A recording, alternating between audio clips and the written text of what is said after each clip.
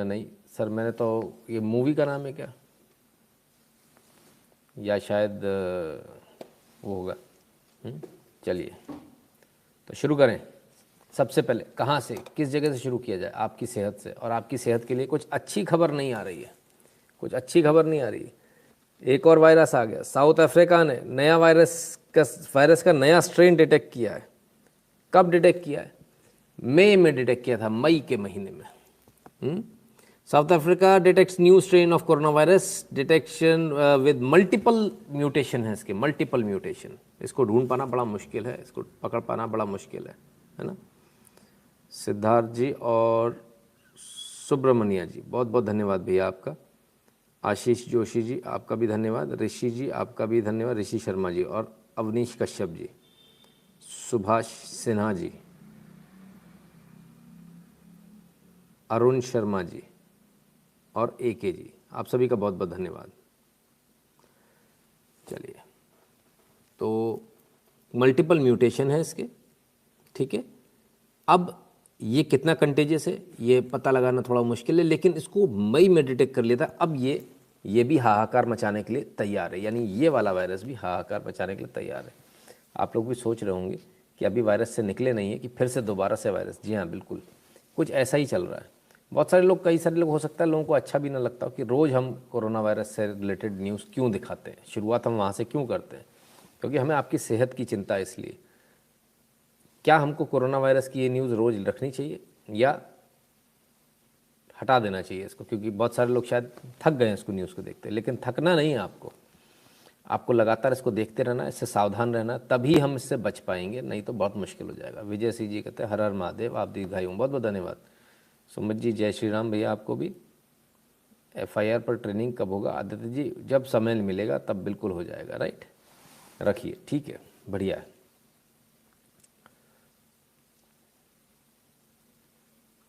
डर बना रहना चाहिए, लेकिन नीति जी कहते हैं हाँ, नहीं चाहिए, बहुत टेंशन होता है। टेंशन की बात नहीं है, आपको सावधान करने के लिए सारी बातें हो रही है ना। तो अगर एक बुरी खबर है तो एक अच्छी खबर भी, और अच्छी खबर ये है कि देश में कोविड-19 वैक्सीनेशन का आंकड़ा 120 करोड़ के पार पहुंचा। आज शाम 7 बजे तक कोविड की 74 लाख के से ज़्यादा डोज लगाई गई हैं, स्वास्थ्य मंत्रालय। तो 120 करोड़ का आंकड़ा आज पूरा हो गया। 120 करोड़ का आंकड़ा आज हमने पार कर दिया, आज शाम को 7 बजे तक। ये एक अच्छी खबर है।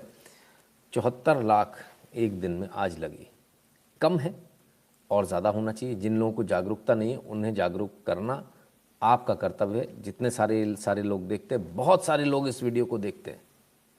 एक व्यक्ति यदि 10 को भी ये टारगेट बना ले कि इस वीडियो में जो कुछ देखा वो 10 लोगों को भी कन्विंस करना है, तो सोचिए कहाँ पहुँच जाती कहानी। और वो 10 को ये टारगेट दे कि आपको 10 को कन्विंस करना है, काम खत्म, आपका काम हो गया। Right, so this is how it happens. तो हमने सिर्फ इतना सा टारगेट रखना है, महज 10 लोगों को कन्विंस करना है कि आपको जल्दी से जल्दी आपको वैक्सीन लगवानी है। जल्दी, इसको जितना जल्दी कर लेंगे उतना फ़ायदे में रहेंगे। लोग कहते हैं लगा नहीं पाएंगे। लगाने का तो ये है कि लगाने के लिए तो सारी सुविधाएं हैं, लेकिन अब लोग नहीं आ रहे। तो ये बड़ी चिंता का विषय है। रामकृष्ण जी, बहुत बहुत धन्यवाद आपका। तो ये आपको सोचना पड़ेगा, आपको इसमें आगे आना ही होगा। इसके अलावा कोई दूसरा तरीका नहीं है कि आप इस देश को बचा पाएँ। इतना याद रखिएगा, अगर एक बार ये 3rd वेव आ गई और मान लीजिए अगर आपकी वैक्सीन इस पर काम नहीं करी तो बहुत मुश्किल में फंस जाएंगे। फिर से वही लॉकडाउन, फिर से वही सब कुछ जो पूरा US झेल रहा है। आज US में एक दिन में 1.25 लाख केसेस आए हैं, 1,25,000 केसेस US में। और कमोवेश यही हाल यूरोप का भी बहुत बुरी तरह से फैल रहा है। समझ में नहीं आ रहा उन्हें करें तो वो करें क्या। इससे पहले कि पूरा विश्व, अगर मान लीजिए आपकी वैक्सीन काम कर रही है तो आप सोच रहे हैं हमारी वैक्सीन काम कर रही है, बड़ी अच्छी बात है, आप खुश हैं। लेकिन आप याद रखिएगा, जब पूरे विश्व में वायरस इस कदर फैलेगा तो भारत के ऊपर बहुत भयंकर प्रेशर बनेगा वैक्सीन विदेशों में देने के लिए। और उस समय जब आप वैक्सीन विदेशों में जा रही होगी तो भारत में शॉर्ट हो जाएगी, तब आप सोचेंगे कि आपको वैक्सीन लग जाए, तब आपको वैक्सीन नहीं मिलेगी। इसलिए आपसे निवेदन है, आप जल्दी से जल्दी, जितना जल्दी हो सकता है, तुरंत, तत्काल, कल की तारीख में आप वैक्सीन लगवा लें जिन लोगों ने नहीं लगवाई है। कोविन पे जब घर पे आके लगा देने की सुविधा दे दी है, कोविन पे अब घर पे आके लगाने, बिल्कुल इंतज़ार मत कीजिए पीयूष त्रिपाठी जी, तुरंत दौड़ कर जाइए अपने नज़दीकी हॉस्पिटल में, तुरंत लगवा लीजिए। बिना देर किए हुए, क्योंकि बहुत जल्द वो फिर से वो ज़माना आने वाला है कि आपको फिर वैक्सीन नहीं मिलेगी, फिर आप लोग परेशान होंगे, आप सोचेंगे कि ये क्या हो गया, लेकिन तब बहुत देर हो चुकी होगी, फिर कुछ नहीं हो पाएगा। विश्वकर्मा जी, बहुत बहुत धन्यवाद भैया, रॉकेट पे उड़ा रहे हो आप तो भाई। TM Sen Subramaniam big dangerous, आएंगे सर उस पर भी, जब वो जाएंगे तब उस पर भी एनालिसिस होगा, राइट। हमने आपको एक खबर दिखाई थी, कौन सी, कन्वर्जन से रिलेटेड वो खबर थी, और उस खबर को लेकर काफ़ी मतलब वो भी था, वीडियो था, एक वीडियो दिखाया था हमने आपको, तो उस वीडियो को लेकर ज़रा देखें कि क्या है। उस वीडियो को लेकर अब कार्रवाई शुरू हो गई। गजेंद्र सिंह पटेल हैं, सांसद हैं, उन्होंने पुलिस अधीक्षक जिला खरगोन को ये कंप्लेंट करी है कि हमारे यहाँ इस प्रकार से एक वीडियो सामने आए, इस पर आप कार्रवाई करें, और ये लगातार कन्वर्जन का काम हमारे यहाँ इस प्रकार से चल रहा है। सांसद साहब को चलिए देर सवेर, वायरल वीडियो होने के बाद सांसद साहब को पता चला, आप अंदाज़ा लगाइए इसी से कि हमारे नेता कितने सजग हैं। वीडियो वायरल होने के बाद पता चल रहा है कि कन्वर्जन चल रहा है, तब मालूम चला। कमाल की बात है। मतलब वीडियो अगर वायरल नहीं होता तो पता ही नहीं चलता, नेता हमारे सोते रहते हैं, इसीलिए कानून वापस लेने पड़ जाते हैं, और इसीलिए देश कभी तरक्की नहीं कर पा रहा, क्योंकि जब हमारे नेता सोते रहते हैं, उनको पता नहीं चलता, वो इंतज़ार करते हैं कि सोशल मीडिया पर कब आएगा, और वो भी जब उनका पीए उनको दिखाएगा सर ये है, तब जाकर वो होश में आते हैं कि बड़ा वायरल है साहब। वो भी तब वायरल, मतलब कब इनको मालूम चलती, जब उनके नेताजी को आप ट्विटर पर टैग कर देते हो, उस वीडियो को पकड़ के दैत दनादन दैत दनादन, तब उनको होश आता, अरे उनका पीए बताता साहब किसी वीडियो पे बहुत ज़्यादा टैग हो रहा है। अमित कुमार जी बहुत बहुत धन्यवाद। तब उनको पता चलता है कि कुछ ऐसा भी हो रखा है, तब जाकर वो कहानी आगे बढ़ती है। तो खैर चलिए साहब, चिट्ठी लिख दी, बड़ा एहसान, एहसान ही मानेंगे, क्योंकि आप लोग एहसान ही तो करते हो। कन्वर्जन हो जाने के बाद में आप चिट्ठी लिख रहे हो, ये तो एहसान ही है जनता के ऊपर। अगर पहले कर देते, रुक जाता कन्वर्जन, तो ज़रूर कुछ देश का भला हो जाता, कुछ अच्छा हो जाता। लेकिन खैर कोई बात नहीं। सबसे मज़े की बात है, चिट्ठी लिखने वाले जो सज्जन हैं गजेंद्र सिंह पटेल जी, चलिए कम से कम इन्होंने चिट्ठी लिखी। लेकिन पटेल साहब ध्यान रखिएगा, या कांग्रेस में भी जो नेता हैं वो अगर ये सोच रहे हैं, तो नंबर सर आपका भी लगेगा जब आप अकेले रह जाओगे। इसलिए आप जहाँ ये दिखे उसको रोक लें, उतना ही अच्छा है। थोड़ा हिलें तो सही सीट से, हिलने की तो बात है सर, हिलते कहाँ हैं। चलिए, पासवर्ड को लेकर अक्सर बात होती, मैं अक्सर कहता हूँ कि आपकी बच्चियों के फ़ोन में पासवर्ड तो नहीं है, पापा की परियों के फ़ोन में पासवर्ड तो नहीं, सबके फ़ोन में पासवर्ड है, पापा के खुद के फ़ोन में पासवर्ड है। पासवर्ड को लेकर डीएनए हुआ सुधीर चौधरी जी का, तो इन्होंने क्या कहा पासवर्ड को लेकर, जरा आप खुद सुनिए। क्या आप जानते हैं कि दुनिया में सबसे मजबूत और सबसे खतरनाक व्यक्ति कौन होता है? सबसे खतरनाक और मजबूत व्यक्ति वो है जिसके मोबाइल फोन में कोई पासवर्ड नहीं है। आज के जमाने में जिस व्यक्ति का जीवन पासवर्ड के ताले में कैद नहीं है, उसका शायद ही कोई कुछ बिगाड़ सकता है। या ये समझ लीजिए कि उसके पास खोने के लिए कुछ नहीं है, और जिसके पास खोने के लिए कुछ नहीं होता, छिपाने के लिए कुछ नहीं होता, उसका आप कुछ नहीं बिगाड़ सकते। लेकिन जिनका जीवन पासवर्ड के ताले में कैद है, क्योंकि हमें यकीन है आप में से ज्यादातर लोगों का है, वो भी ऐसे पासवर्ड। तो साहब, सबसे ज़्यादा मजबूत व्यक्ति वो होता है जिसके मोबाइल में पासवर्ड नहीं होता, जिसके पास कोई ताला नहीं होता, क्योंकि उसके पास छुपाने के लिए कुछ नहीं होता और उसके पास खोने के लिए भी कुछ नहीं होता। यदि आपके पास छुपाने के लिए कुछ है तो ये अपने आप में एक चिंता का विषय है कि आपके पास आखिर छुपाने के लिए ऐसा क्या है, और क्यों आप ये दोहरी ज़िंदगी जीना चाहते हो कि दुनिया के सामने बड़े अच्छे बनना चाहते हो और व्यक्तिगत लाइफ में आप कुछ और ही हो। ये किस प्रकार की प्राइवेसी है जो समझ में नहीं आती, मुझे आज तक मुझे समझ में नहीं आई। और इन्हीं पासवर्ड की वजह से कईयों बार बड़े नुकसान हुए, एक्सीडेंट हो जाते हैं लोगों के, लोग पड़े होते हैं, उनका मोबाइल होता है लेकिन मोबाइल खुल नहीं पाता पासवर्ड की वजह से। आप सबसे मेरा निवेदन है, न सिर्फ तमाम सारे जो बच्चों गलत राह पे चले जाएं उसको रोकने के लिए, बल्कि एक्सीडेंट वगैरह से बचने के लिए भी, उसमें भी आपको सही समय पर सही मदद मिल जाए, इसके लिए बहुत आवश्यक है कि कम से कम आप अपने मोबाइल में पासवर्ड ना रखें। कम से कम जो लास्ट डायल्ड है उन सारे वो नंबर दिखें, आपके घर का नंबर दिखे, इमरजेंसी नंबर्स को फीड करके रखिए ताकि इमरजेंसी में एम्बुलेंस का 1 घंटे तक इंतज़ार ना हो। अगर 1 घंटे में एम्बुलेंस आ रही तो कम से कम परिजन जो हैं वो 15-20 मिनट में पहुंच जाएं। इसलिए आप सबसे निवेदन है, पासवर्ड से बचिए। पासवर्ड आपकी कभी जान भी ले सकता है, बाकी चीज़ें तो अलग हैं ही। आपका वीडियो अंशुल सक्सेना को भेजा था तभी। अच्छा, आपका दिया वीडियो, ओके चलिए। तो खैर, फिंगरप्रिंट का यूज़ हो सकता है। कौन सी फिंगर है क्या मालूम सर, कौन सी फिंगर ढूंढेंगे? और अगर मान लीजिए एक्सीडेंट में फिंगर ही कट जाए तब क्या करेंगे? हाथ रगड़ गया ज़मीन पे तब क्या करेंगे?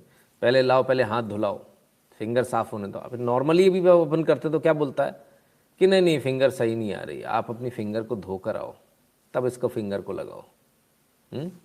हमारे सुपुत्र ने लैपटॉप में डाल दिया, उसमें बड़ी परेशानी होती है भाई, तो उसको सारे हटवा दिए, सारे पासवर्ड।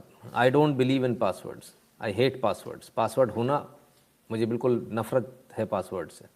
क्यों पासवर्ड, किस लिए password? Let it be open. There is no password on my computer, on my mobile, any of my devices. इसकी कोई आवश्यकता नहीं होती। पासवर्ड की आवश्यकता उन लोगों की होती है जो दोहरी ज़िंदगी जी रहे होते हैं, जिनके दो दो चेहरे होते हैं, जो समाज के सामने कुछ और होते हैं, अंदर कुछ और होते हैं। पासवर्ड ठीक उसी प्रकार से है जिस प्रकार सेब के ऊपर बेस्ट क्वालिटी का स्टिकर लगा होता है। जब आप उस स्टिकर को निकालते हैं तो सेब वहीं से सड़ा हुआ होता है। ये पासवर्ड कुछ इसी प्रकार से होता है। जब आपको अपने सड़ेपन को छुपाना होता है तो पासवर्ड नामा एक स्टिकर आप उसके ऊपर लगा देते हैं। इसलिए इस पासवर्ड से बचिए, और यही आपके बच्चे भी आपके साथ करते हैं, क्योंकि आपके फ़ोन में पासवर्ड देखते हैं तो आपके बच्चे भी उस पासवर्ड को अपने मोबाइल में लगाएंगे, बट ऑब्वियस है। So let's move on. Sir हमने वोट तो सही दिया, फिर भी हमारा कट ऑफ फ्रॉम महाराष्ट्र। सागर कामले जी, सागर जी, चोरी हो गई सर आपके यहाँ वोट की। चोरी हो गई आपके यहाँ, आपके वोट की चोरी हो गई। कुछ लोग आए, चोर आए, बोरे में भरा और लेकर भाग लिए। ठीक है ना?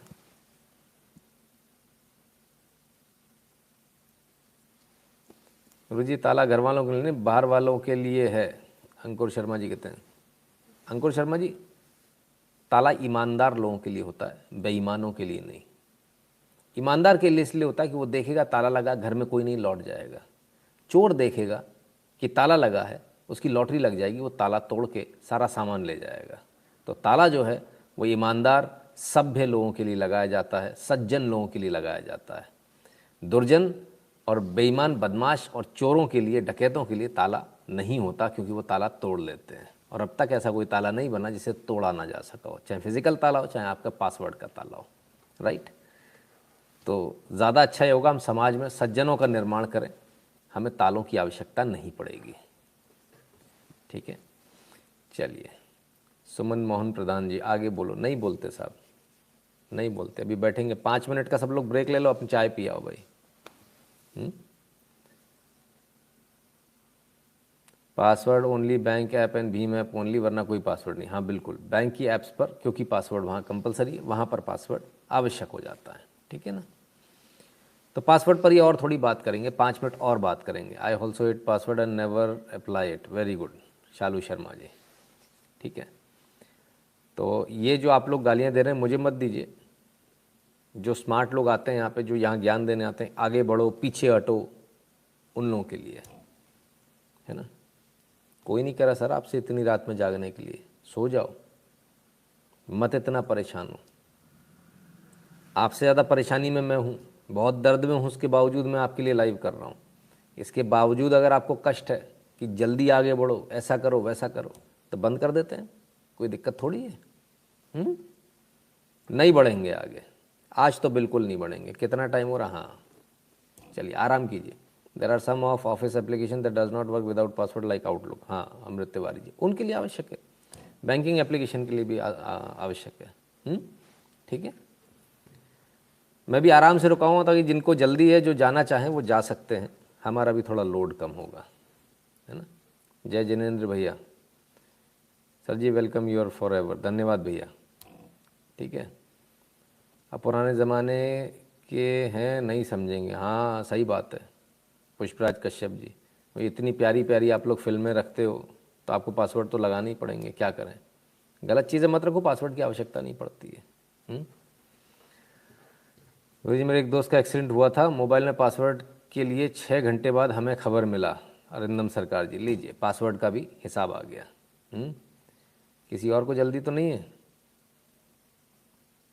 मैं तो अभी आया हूँ। अच्छा वो आपसे पहले कुछ और सज्जन आए थे। Will wait as long as you want. ठीक है।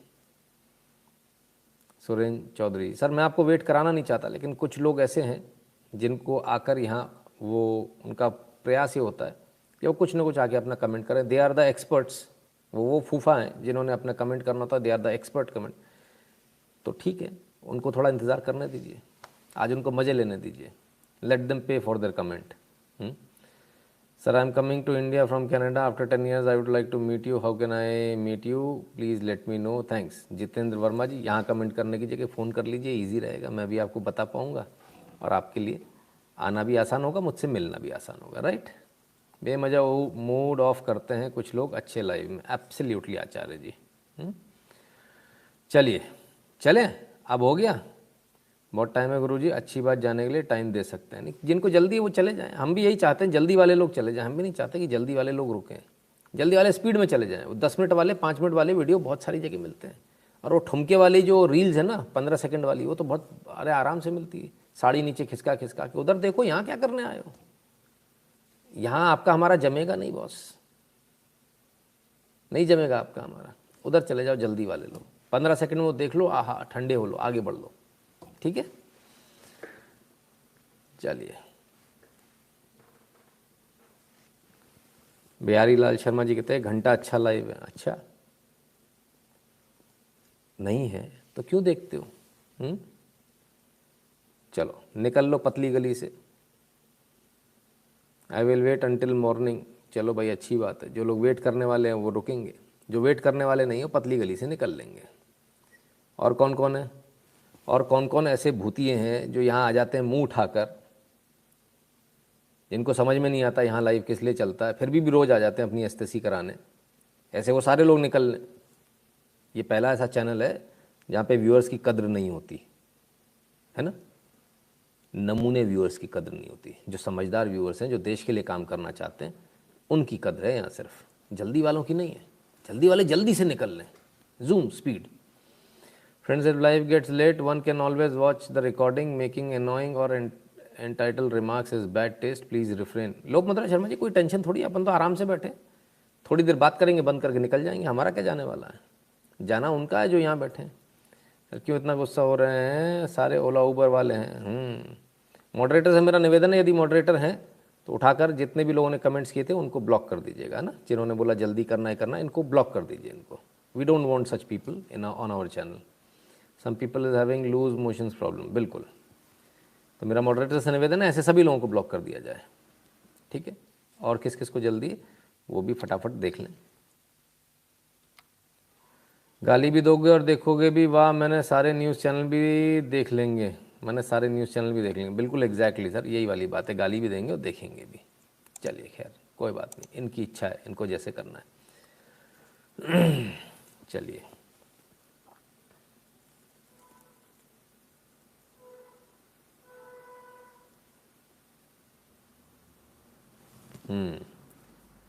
नहीं सर इन्हें कुछ मत कहना जी। ठीक है। ऑल वासिम के रिश्तेदार, वासिम तो गायब ही हो गया, उसको तो पहले ही उड़ा दिया। अगर मोबाइल स्टोलन तो पूरा बैंक का बैलेंस ज़ीरो हो सकता है। बैंक बैलेंस में सर हमें बैंक का जो वो होता है ना ऐप, उसमें पासवर्ड कंपलसरी होता है, डालना ही पड़ेगा, कोई ऑप्शन ही नहीं है ना। ठीक है चलिए आगे बढ़ते हैं। तो जिन सज्जन को जल्दी थी शायद उनको अंदाज़ा लग गया होगा, और भविष्य में यहाँ देखने वाले सभी लोगों को इस बात का अंदाज़ा अच्छी तरह से लग गया होगा कि लाइव को किस तरह से देखना है, सभ्यता के साथ, शांति से, आराम से देखना। 2 घंटे में आपके 1-2 मिनट से कुछ फ़र्क नहीं पड़ने वाला यहाँ, उससे पहले तो कुछ होना ही नहीं है ना। ठीक है ना ऋषभ जी, धन्यवाद भैया। चलिए फ्री वाले केजरी के भतीजे, हाँ बिल्कुल एब्सोल्युटली वही वाले हैं, एब्सोल्युटली। सर जी 3 घंटे मोबाइल पकड़े रहने पे नहीं होता क्या आपको? मीना हिंदू जी कहते हैं 18 घंटे पकड़े रहता हूँ तब नहीं होता, तो 3 घंटे में क्या हो जाएगा? जल्दी का काम शैतान का, एब्सोल्युटली। चलिए आइए सबसे बड़ी खबर पर चलते हैं, फटाफट चलते हैं। और यह है आदरणीय पीएम श्री नरेंद्र मोदी जी द्वारा आज विश्व के चौथे सबसे बड़े international airport Noida international airport का शिलान्यास होगा। ये एयरपोर्ट उत्तर प्रदेश को नई वैश्विक पहचान देगा। उत्तर प्रदेश अब देश में सर्वाधिक 5 इंटरनेशनल एयरपोर्ट वाला राज्य होगा। हार्दिक आभार। तो सबसे बड़ा बताया जा रहा है, विश्व का चौथा सबसे बड़ा और एशिया का सबसे बड़ा एयरपोर्ट इसको बताया जा रहा है। जेवर यानी नोएडा में ये एयरपोर्ट बन रहा है। 5वां एयरपोर्ट होगा। उत्तर प्रदेश भारत का पहला ऐसा राज्य है जहाँ 5 इंटरनेशनल एयरपोर्ट हो जाएंगे। लोग कहते विकास ही नहीं हो रहा, गाय वाले ने कुछ किया ही नहीं। हमको तो समझ में नहीं आ रहा ये कैसे हो गया। ये कैसे हो गया? ठीक है, तो साहब 5 इंटरनेशनल एयरपोर्ट, कमाल है। आइए, मैं उन सभी 7,000 से अधिक किसानों को धन्यवाद देता हूं जिन्होंने बिना किसी विवाद के नोएडा इंटरनेशनल एयरपोर्ट हेतु भूमि दी है। यह केवल एयरपोर्ट नहीं है बल्कि पश्चिमी उत्तर प्रदेश के विकास में महत्वपूर्ण भूमिका का निर्वाह करने वाला अनमोल कृति है। सभी किसानों को हार्दिक अभिनंदन। पहली बार ऐसा हो रहा है जब किसानों को और इंजीनियर्स को, मजदूरों को याद किया जा रहा है। इससे पहले पिछली सरकारों में भी ये लोग काम करते थे लेकिन इनको कोई याद नहीं करता था। लोग आते थे, चेयर पर बैठते थे, फीता काटते थे, अपनी फ़ोटो वोटो खिंचाते थे, भाषण देते तो चले जाते थे। अब यहाँ पर चीज़ें बदल गई हैं। अब यहाँ पर ये होने लगा कि भाई इन सब लोगों को याद किया जाने लगा, इन सब का धन्यवाद दिया जाने लगा है। तो ये फ़र्क आ गया, ये डिफरेंस आ गया। सवाल ये उठता है कि क्या इस चीज़ को लेकर बाकी लोग खुश हैं? बाकियों की छोड़िए, पहले सुन लेते हैं कि जब उद्घाटन हुआ उसमें प्रधानमंत्री ने क्या कहा। गुरुजी आपकी फ़ीस स्वीकार करें, जेवर में मेरे दादा की ज़मीन ली गुरुजी बहुत अच्छे प्राइस पर। क्या बात है। अंकुर शर्मा जी कहते हैं जेवर में मेरे दादाजी की ज़मीन ली सरकार ने जेवर एयरपोर्ट के लिए और बहुत अच्छे दाम पर ली। देखिए अंकुर जी यहाँ पर असली इंसान है, असली लाइव व्यक्ति हैं जो मौजूद हैं, जिनकी ज़मीन ली गई। अब मैं आपको लगे हाथों फेक न्यूज़ दिखा देता हूँ कैसे चलती है। अंकुर जी आपके सामने हैं और ये 24 नवंबर 2021 की न्यूज़। और क्या जेवर एयरपोर्ट, ना मुआवजा मिला ना आवास, छप्पर डालकर रहने को मजबूर जेवर एयरपोर्ट के लिए ज़मीन देने वाले किसान। और अंकुर जी के दादाजी यानी अंकुर जी खुद, यानी ऑब्वियसली वारिस हुए दादाजी के, तो खुद यहाँ मौजूद हैं जिन्होंने ज़मीन दी, खुद तारीफ़ कर रहे हैं। और यहाँ क्या कोइंसिडेंस है, क्या कोइंसिडेंस है साहब। सामने कुछ और न्यूज़ है और सामने गवाही हमारे चैनल पर अंकुर जी दे रहे हैं। और कोई आज के जुड़े हुए हैं, बहुत पुराने जुड़े हुए हैं। तो भाई यहाँ तो सब सारे कहते ना कि ढोल जो है झूठे फट जाते हो। ठीक है ना, झूठी है गुरुजी, अंकुर शर्मा जी कह रहे हैं। बिल्कुल सर बिल्कुल। तो ये तो क्लियर कट एकदम झूठ सामने सामने इसी लाइव पर भांडा फोड़ हो गया यार।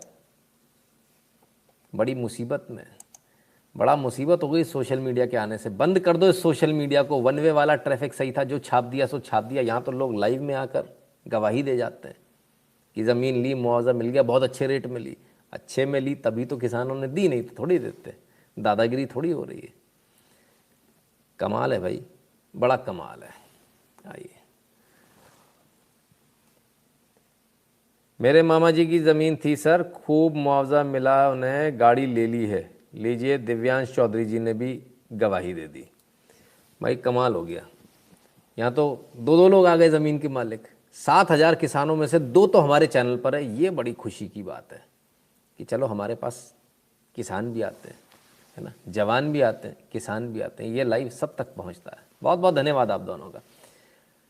इंशुम कहते हैं गुरुजी मेरी फ़ीस, जय श्री राम। धन्यवाद भैया, बहुत बहुत धन्यवाद। 4.5 टाइम्स मुआवजा, क्या बात है, वेरी गुड। चलिए भाई, इसी को तो बोलते हैं नितिन शुक्ला, सुमित राजपूत जी। आपने श्री लगाया सर, मैंने उसे पढ़ा नहीं। अपन नितिन शुक्ला ही अच्छे हैं। क्या है, ज़्यादा वीआईपी वाली फीलिंग लेता नहीं हूँ मैं, दो फीलिंग नहीं लेता है, कि वीआईपी वाली एक सेलिब्रिटी वाली। नॉर्मल रहते हैं अपन लोग, तो परिवार के सदस्य हैं। Shakti Prasad, Narendra Modi, development, national security, but we need condemn civil, common civil code and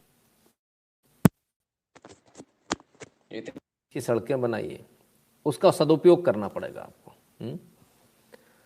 चलिए, मोदी जी ने उद्घाटन किया तो क्या कहा उद्घाटन पर, जरा ये सुन लें। बाकी बहुत सारी चीजें कहीं, लेकिन कुछ मुख्य चीज। 2 दशक पहले यूपी की भाजपा सरकार ने इस प्रोजेक्ट का सपना देखा था। क्या बात कर रहे हैं? उत्तर प्रदेश में कुछ हुआ? उत्तर प्रदेश में सपना 2 दशक पहले भाजपा सरकार ने देखा? उत्तर प्रदेश में हमने सपना देखा था, हमने बनाया है। वो कहाँ गए? उन्होंने अभी तक बोला नहीं। चलिए देखते हैं। लेकिन बाद में ये एयरपोर्ट अनेक सालों तक दिल्ली और लखनऊ में पहले जो सरकारें रही उनकी खींचतान में उलझा रहा। यूपी में पहले जो सरकार थी उसने तो बकायदा चिट्ठी लिखकर तब की केंद्र सरकार को कह दिया था इस एयरपोर्ट के प्रोजेक्ट को बंद कर दिया जाए। अब डबल इंजन की सरकार के प्रयासों से आज हम उसी एयरपोर्ट के भूमि पूजन के साक्षी बन रहे हैं। शाबाश। तो एयरपोर्ट को ही कह दिया था इसकी आवश्यकता नहीं, मैं इस प्रोजेक्ट को ही बंद कर दो। जय सिया राम। इस प्रोजेक्ट के बारे में सबसे मजेदार बात यह है, कभी तो ये मथुरा खिसका दिया गया, कभी आगरा खिसका दिया गया, तो साहब एक बार तो सैफई पहुंचा दिया गया, इंटरनेशनल एयरपोर्ट। बड़े कमाल की बात है। इस इंटरनेशनल एयरपोर्ट की आवश्यकता कहाँ पड़ी? इस इंटरनेशनल एयरपोर्ट की आवश्यकता इसलिए पड़ी क्योंकि दिल्ली का जो इंटरनेशनल एयरपोर्ट है, इंदिरा गांधी इंटरनेशनल एयरपोर्ट जिसको बोलते हैं, वो पूरी तरह से भर चुका है, पैक हो चुका है। अब बाकी, क्योंकि हवाई जहाज बढ़ रहे हैं दिन ब दिन, हवाई यात्राएं बढ़ रही, तो करें क्या? तो उसके पास, दिल्ली के ही पास चाहिए ना। आगरा मथुरा में क्या करेंगे? सैफई में क्या करेंगे? यहाँ से मेट्रो भी आएगी, यहाँ इसको मेट्रो से भी कनेक्ट किया जाएगा, इसको एक्सप्रेसवे से भी कनेक्ट किया जाएगा, सारी चीज़ों से कनेक्ट किया जाएगा। कनेक्टिविटी बहुत शानदार रखने वाले हैं ताकि एयरपोर्ट पे आदमी उतरे और सीधे दिल्ली में एंटर हो जाए। मैं तो कहता हूँ इसके लिए हाइपरलूप या मैगलेव जैसी कोई चीज़ लगा देनी चाहिए जिसके 2 या 3 स्टॉप हों जो सीधे दिल्ली, साउथ दिल्ली और रेलवे स्टेशन से कनेक्ट कर दे।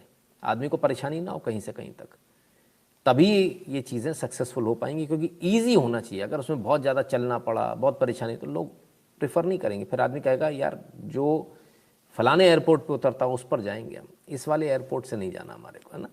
तो क्योंकि दूरी थोड़ी सी दूरी है, ज़्यादा दूरी नहीं है। तो ये स्थिति है। सुप्रिया बालाजी के thank you sir for enlightening us, gratitude always. बहुत बहुत धन्यवाद आपका। केतन कौरा जी, जन्मदिन की बहुत बहुत शुभकामनाएं भैया आपको। Double engine means Modi ji and UP ji. हाँ बिल्कुल, Modi ji and Yogi ji, double engine तो यही है। तो मतलब सैफई भी पहुंचा दिया था कुछ समझदार लोगों ने। चलो साहब, सैफई वाले लोग हैं, कुछ भी कर सकते हैं, लेकिन सैफई वाले लोगों का और भी कुछ कहना है। क्या कहना है जरा देखें, उनकी सुने। कितने गरीब हवाई जहाज पर चलने लगे, अखिलेश जी पूछ रहे हैं। अखिलेश जी ने कहा भी है कुछ, वो भी सुनना पड़ेगा, सुनिए। ये कैसे भारतीय जनता पार्टी के लोग हैं, एक तरफ तो हवाई अड्डा बेच रहे हैं, दूसरी तरफ हवाई अड्डा बना रहे हैं। बताओ आप इनकी बातों पे भरोसा करोगे कि नहीं करोगे? कौन भरोसा करेगा इन पर? ये सरकार का हवाई अड्डा बिक गया, सरकार एक हवाई अड्डा बना रही है, और ये हवाई अड्डा किस लिए बन रहा है उसका गणित मुझे समझ में नहीं आता। जब मैंने जानकारी हासिल करने की कोशिश की, मुझे उस समय याद आया जब भारतीय जनता पार्टी के लोगों ने कहा था कि गरीब हवाई चप्पल पे चलने वाला हवाई जहाज पे चलेगा। बताओ हमारे गरीब भाइयों, कितने लोग हैं जो हवाई जहाज पे चलनी है? यही बीजेपी का नारा था कि हवाई चप्पल पहनने वाला हवाई जहाज पर बैठेगा। हवाई जहाज भी बेच दिए, हवाई जहाज पर खड़े होते वो एयरपोर्ट भी बेच दिया। और जो हवा, ये बड़ी पार्टी का अधपगले बच्चा जैसा लग रहा है ना, एकदम से मेरे को ऐसा लगा, फील आया एक। तो साहब टोंटी भैया के हिसाब से हवाई जहाज बेच दिए, एयरपोर्ट बेच दिए, हम ढूंढ रहे हैं, हमने बड़ा ढूंढा, हमने कहा कोई सा बेच दिया हो, एक भी नहीं मिला कि फॉर सेल कभी हुआ हो, कुछ नहीं बिका। ऐसा होता है जब आप अच्छे स्कूलों में नहीं पढ़ते, पर इनका तो स्कूलिंग भी अच्छी में हुई थी, पर ये वहाँ कंचे खेलते रहे होंगे इसलिए पढ़े नहीं। कनेक्टेड है सर, अब सीधा अटल एक्सप्रेसवे और मेट्रो सून देर, हाँ मेट्रो बस आनी है, अटल एक्सप्रेसवे से तो कनेक्टेड है। नोएडा SEZ से 30-35 किलोमीटर, बहुत स्ट्रेटेजिक लोकेशन है गुरुजी, स्पेशल इको जोन के पास, बेहतरीन लोकेशन। हाँ बिल्कुल अंकुर शर्मा जी, इसमें कोई दो राय नहीं, बेहतरीन लोकेशन। लोकेश जी, लोकेशन कहते ही लोकेश जी आ गए, यू आर अमेजिंग, बहुत बहुत धन्यवाद लोकेश जी। अभी जी अखिलेश को भी फ्लाइट में अलाउ ना किया जाए, ये बात भी सही है। अब दिक्कत कहाँ है? दिक्कत दो जगह है। हवाई चप्पल पहनने वाला कहीं हवाई जहाज़ में ना बैठ जाए, यही लोग हवाई जहाज़ में बैठेंगे। इनकी चप्पलें लाने के लिए सेना का हवाई जहाज़ जाए, वो ठीक है। एक मैडम है, उनकी चप्पल लेने गया था, सेना का हवाई जहाज़।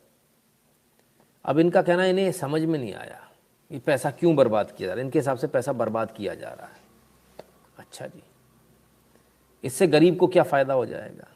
कायदे की बात है। इससे गाँव वालों को क्या फ़ायदा हो जाएगा? कायदे की बात है। पहली बात, इस एयरपोर्ट के बनने मात्र से जिनकी ज़मीनें ली गई उनको नौकरी मिलेगी, मुआवजा भी मिलेगा, नौकरी भी मिलेगी घर से एक व्यक्ति को, और 1 लाख लोगों को रोज़गार मिलेगा। ये इतना बड़ा एयरपोर्ट है कि 1 लाख लोगों को इससे रोज़गार मिलने वाला है।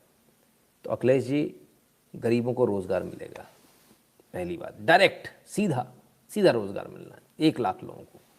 अब आते हैं दूसरी बात पर, एयरपोर्ट बनेगा तो बस एयरपोर्ट ही ख़त्म हो जाएगा। मतलब एयरपोर्ट के बाद आदमी 40 किलोमीटर दिल्ली चल के जाएगा, खटाक सीधे एकदम हवाई अड्डे से उड़ के जाएगा, हनुमान जी की तरह जाएगा, या यहाँ से अंतर ध्यान होगा वहाँ पहुँच जाएगा। बट ऑब्वियस है, या तो मेट्रो से जाएगा। तो मेट्रो भी ऐसा तो नहीं कि आपके हवाई जहाज से बिल्कुल लग कर एकदम आके खड़ी हो जाएगी, कीक, हेलो भाई साहब इधर से उतर के इधर आ जाओ। मतलब आपने इस दरवाजे से रखा, दूसरा कदम मेट्रो के दरवाजे में, ऐसा तो नहीं हो पाएगा। वो स्टेशन भी दूर बनेगा, उधर आने जाने के लिए भी रहेगा। हो सकता है अंदर से इंटरकनेक्टेड रखें, ऐसा भी संभव है, रखना भी चाहिए। इस पूरे रास्ते में जो बीच में जो सड़कें होंगी, ये तो ऐसी वीरान पड़ी रहेंगी, उस पर भूत रहेंगे, भूत, उस पर टोंटियाँ लगी होंगी, टोंटी ऐसा। मतलब उस पर दुकानें नहीं खुलेंगी, उस पर मॉल नहीं खुलेंगे, उस पर हैंडीक्राफ्ट के काम नहीं होंगे, उस पर तमाम सारी और चीज़ें नहीं खुलेंगी। अच्छा, मतलब मैं तो कमाल है यार, पहली बार ऐसा देख रहा हूँ कोई आदमी बोल रहा है विकास करने पे हमें क्या फ़ायदा होगा। एक गांव वाले को भी इतनी अकल होती। पहले क्या होता था, मैं आपको एक बड़ी मज़ेदार बात बताता हूँ, जिनकी उम्र ज़्यादा वो यहाँ समझ जाएंगे, जिनके घर पे दादाजी उनसे पूछ लेना जाकर। पहले क्या होता, जब सड़क निकलती थी तो झगड़ा होता था, मेरे खेत में से नहीं निकलेगी सड़क, मेरे खेत में से सड़क नहीं निकलेगी।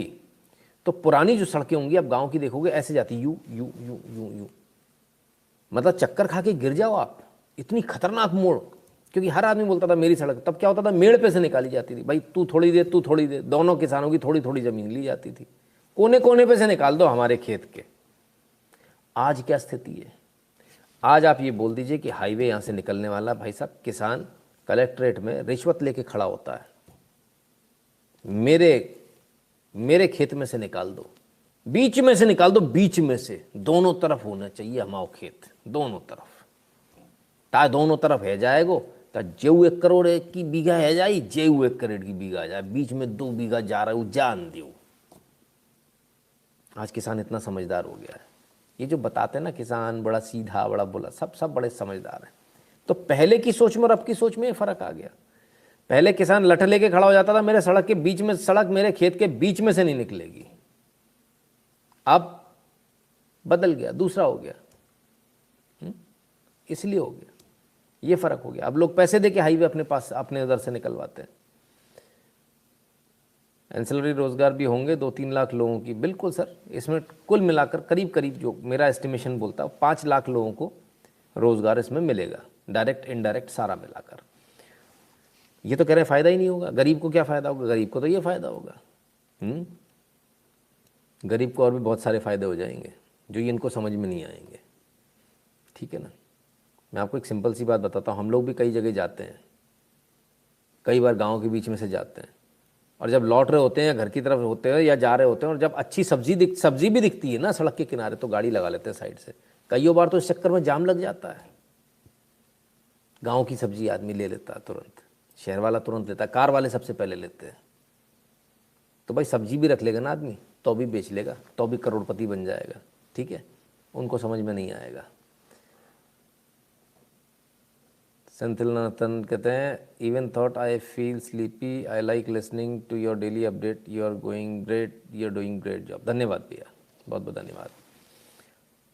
सड़क भी लाखों में सर, सड़क के भी लाखों मिलते हैं। हाँ, सड़क के भी लाखों मिलते हैं, इसमें कोई दो राय है नहीं। तो साहब इनको समझ में नहीं आया। खैर, इनको समझ में भी कैसा है, इनको तो राजनीति करनी है। आइए और देख लें और क्या क्या चल रहा है देश के अंदर, ज़रा देख लें और क्या क्या है, योगी जी कर क्या रहे हैं। आज यहां पर मैं चेतावनी दूंगा उस व्यक्ति को जो यहां पर सिटीजनशिप अमेंडमेंट एक्ट के नाम पर फिर से भावनाओं को भड़काने का कार्य कर रहा है।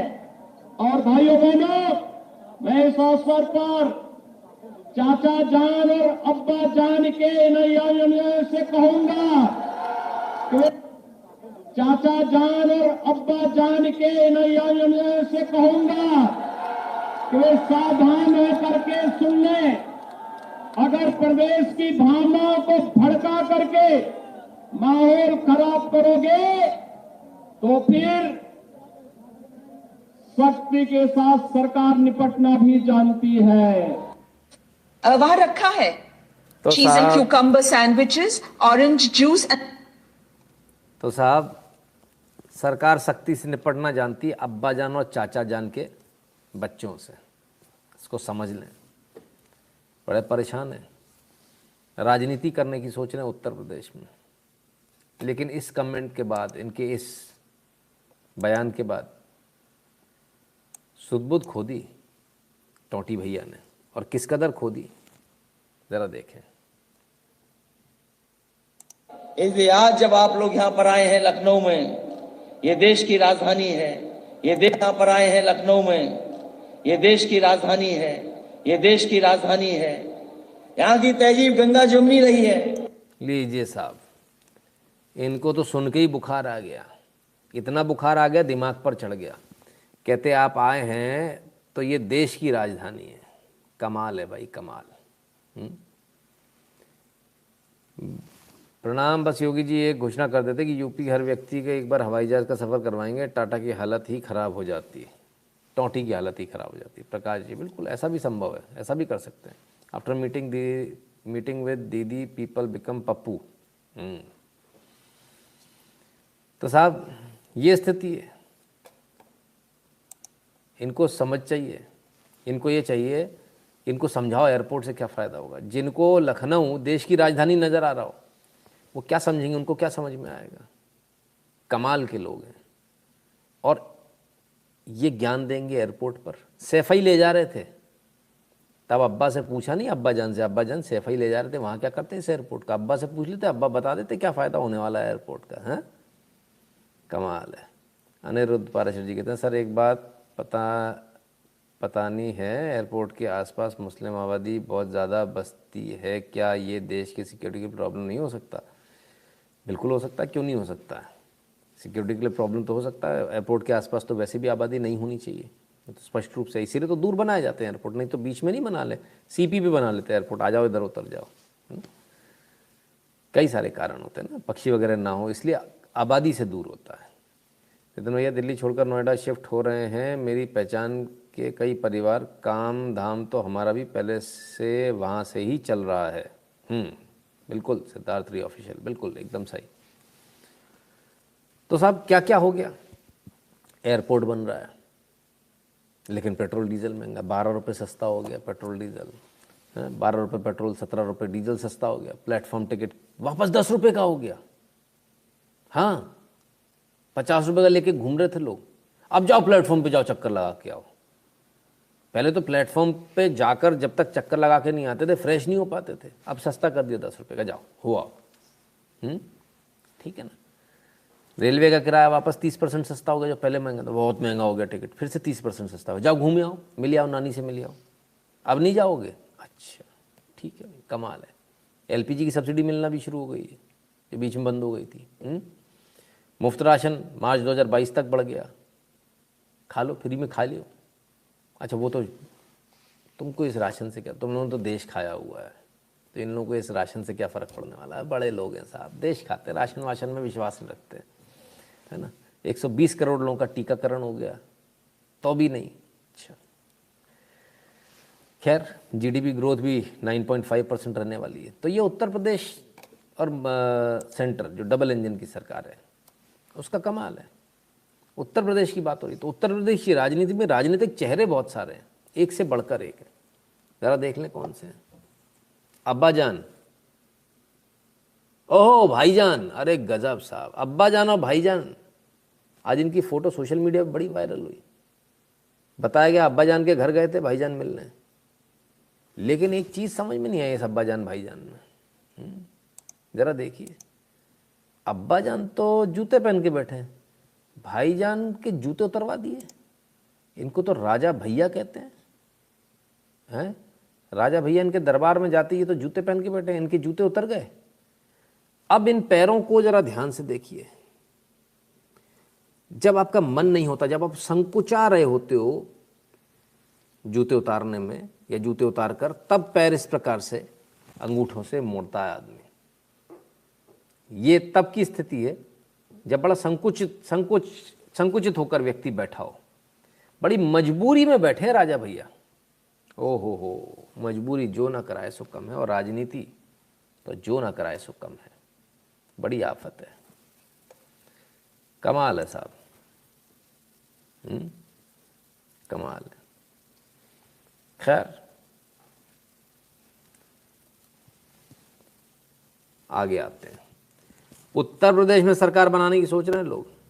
हमने कल ही बताया था, उत्तर प्रदेश में तो झड़ी लग गई, मेघालय में भी हो गया। मेघालय में भी टीएमसी ने दिया कांग्रेस को झटका, 17 में से 12 विधायक तोड़े। दिल्ली में होने के बाद भी सोनिया से ममता ने नहीं की मुलाकात। लो भैया, टीएमसी ने कांग्रेस को कह दिया टीएमसी। 17 में से 12 विधायक तोड़ लिए। हे भगवान, मने यार 17 में से 12, सीधा 1 दर्जन। मने ऐसा लग रहा है टीएमसी जैसे केले खरीद रही हो, 1 दर्जन देना भैया, ऐसे 1 दर्जन विधायक देना भैया, कांग्रेसी विधायक देना 1 दर्जन। अरे बाबा रे बाबा, कमाल हो गया। ऊपर से दीदी ने मिलने से ही मना कर दिया मम्मी से, बोले मम्मी से कुछ नहीं मिलना। यहीं थी तो भी नहीं मिली, टाटा बाय बाय करके निकल गई। पार्टियां बच नहीं पा रही और इन्हें लड़ना योगी से। कमाल के लोग हैं साहब। 30 politician don't know the difference between garlic and ginger. Debu Phartiyal ji, आ रहा हूँ सर, उस पर भी आऊँगा। इस कान्हा जी कहते दीदी ने कांग्रेस का खेला कर दिया। हाँ बिल्कुल, ज़बरदस्त खेला कर दिया। ठीक है ना, तो ये स्थिति है साहब इनकी। चलो साहब, उत्तर प्रदेश में तो सब कुछ सही चल रहा है। मध्य प्रदेश ले चलता हूँ। लोग कह रहे हैं मध्य प्रदेश उत्तर प्रदेश की कॉपी कर रहा है, पता नहीं, देख लेते हैं। मिंटो हॉल का नाम बदलकर डॉक्टर हरि सिंह गौर के नाम पर रखा जाएगा, ये एक अच्छा सुझाव है। हरि सिंह गौर को भी भारत रत्न से भी सम्मानित किया जाना चाहिए। उनसे बड़ा योगदान शिक्षा के क्षेत्र में और किसी का नहीं हो सकता। केंद्रीय मंत्री भूपेंद्र सिंह भोपाल। लो साहब, मतलब Minto Hall doctor Hari Singh Gour नाम हो जाएगा। बताओ बताओ बताओ, क्या हो रहा है इस देश के अंदर। यहाँ भी नाम बदलना शुरू हो गए। इनको भी योगी जी का वायरस लग गया, ये भी नाम बदल रहे भाई। ठीक बात है, मिंटो कौन था भाई, पहले हमको ये समझाओ।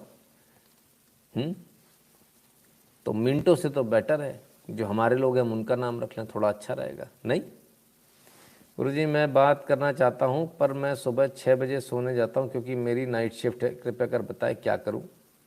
कोई बात नहीं, लाइव के बाद में फ़ोन कर ले। कल भी किसी ने बोला था, मैंने कहा लाइव के तत्काल बाद फ़ोन कर लीजिएगा। राम कुमार साहू जी धन्यवाद, यू आर नंबर 1 लिखते हैं। अच्छा फैसला, अच्छा चलो, जो ए ने बता दिया कि भाई अच्छा फैसला है, तो एक और अच्छा फैसला बता दो। फिज़ा बदल रही धीरे धीरे, थोड़ी बहुत नहीं, बड़ी गजब गजब की बदल रही है। आइए, मिंटो इसका हुनर है, मिंटो, वाह क्या बात है भाई। कोर्ट ने कहा गाय को गली में नहीं तो क्या घर में बांधेंगे, ये गलियों की खूबसूरती है।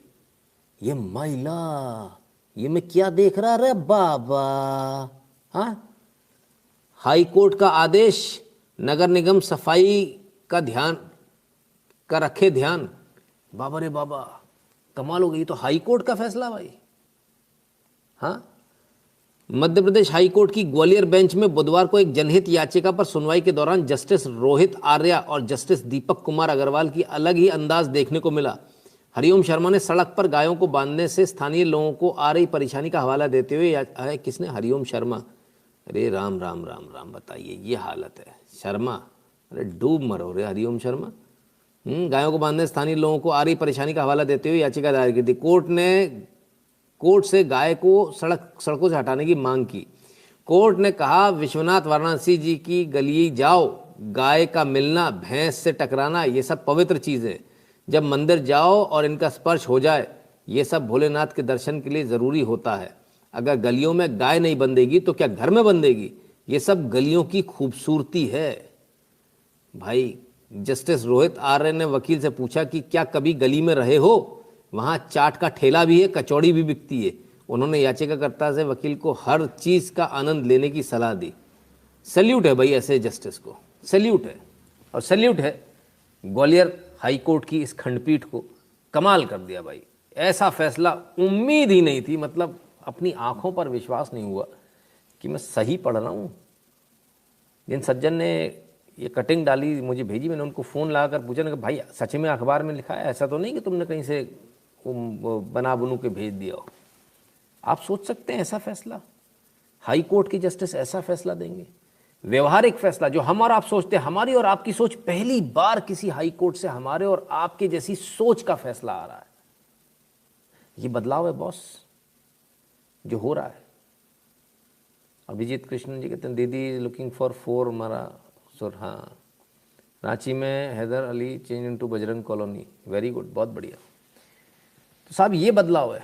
और मैं आपको पता नहीं बता चुका यहाँ या नहीं बताया, एक दिन मैं किसी जगह जा रहा था, गलती से एक गलत गली में गलत रास्ता ले गया, मतलब रास्ता उसी जगह जा रहा था लेकिन एक पहले गली ले गया, तो उस दूसरी गली से जाना हुआ। तो थोड़ा सा बारिश में जो मिट्टी उट्टी से कीचड़ टाइप का सा हो जाता ना, थोड़ा सा वैसा था। मैंने कहा यार कहाँ आ गया, कहाँ फंस गया। उस गली में से जब निकला तो शुरुआत में तो बड़ा गंदा सा लगा, यार कहाँ फंस गया मैं। लेकिन पहले एक गाय दिखी, फिर एक घर छोड़ के दूसरी गाय दिखी, फिर और दिखी, फिर और दिखी। उस पूरी गली में या तो हर घर या एक घर छोड़ के गाय सबके घर में थी, सबके घर में थी। ये बड़ा कमाल की बात है। अब इसके बाद दूसरे भी कमाल की बात देखिए। ये हरिओम शर्मा, मैं हैरान हूं कौन व्यक्ति है।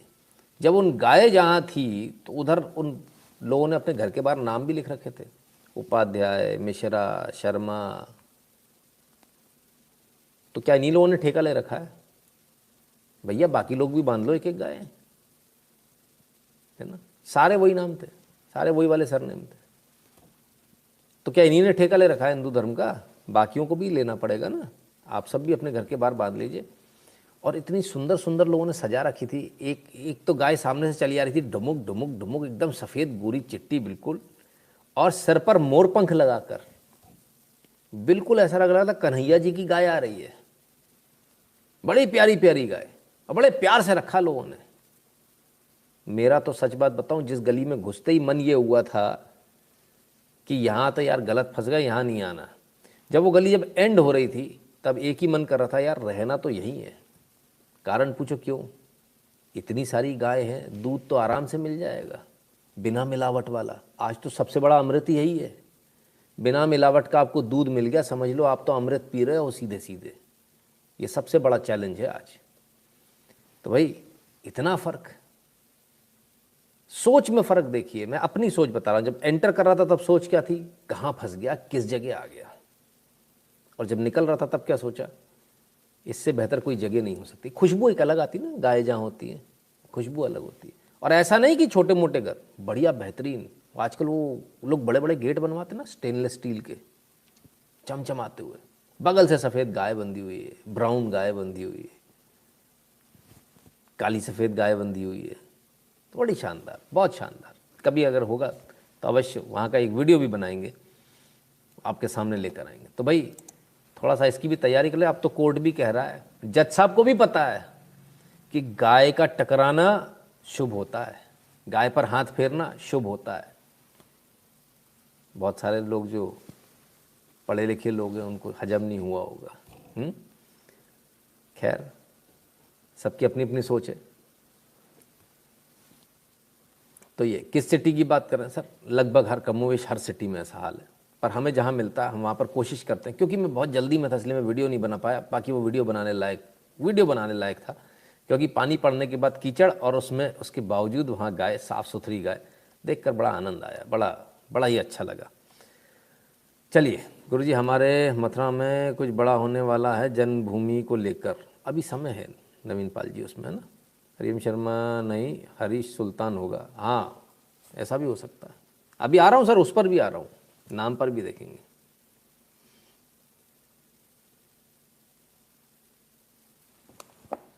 आइए, कृषि कानून अच्छे थे, जल्दीबाजी में लागू होने से हुआ विरोध। जोहल कहा सबकी राय लेकर आगे बढ़ते तो विरोध ही नहीं होता। जोहल साहब को अब ध्यान आ रहा है, सबको अब सरदार आ, डॉक्टर सरदार सिंह जोहल। अरे रे रे रे, कौन है साहब?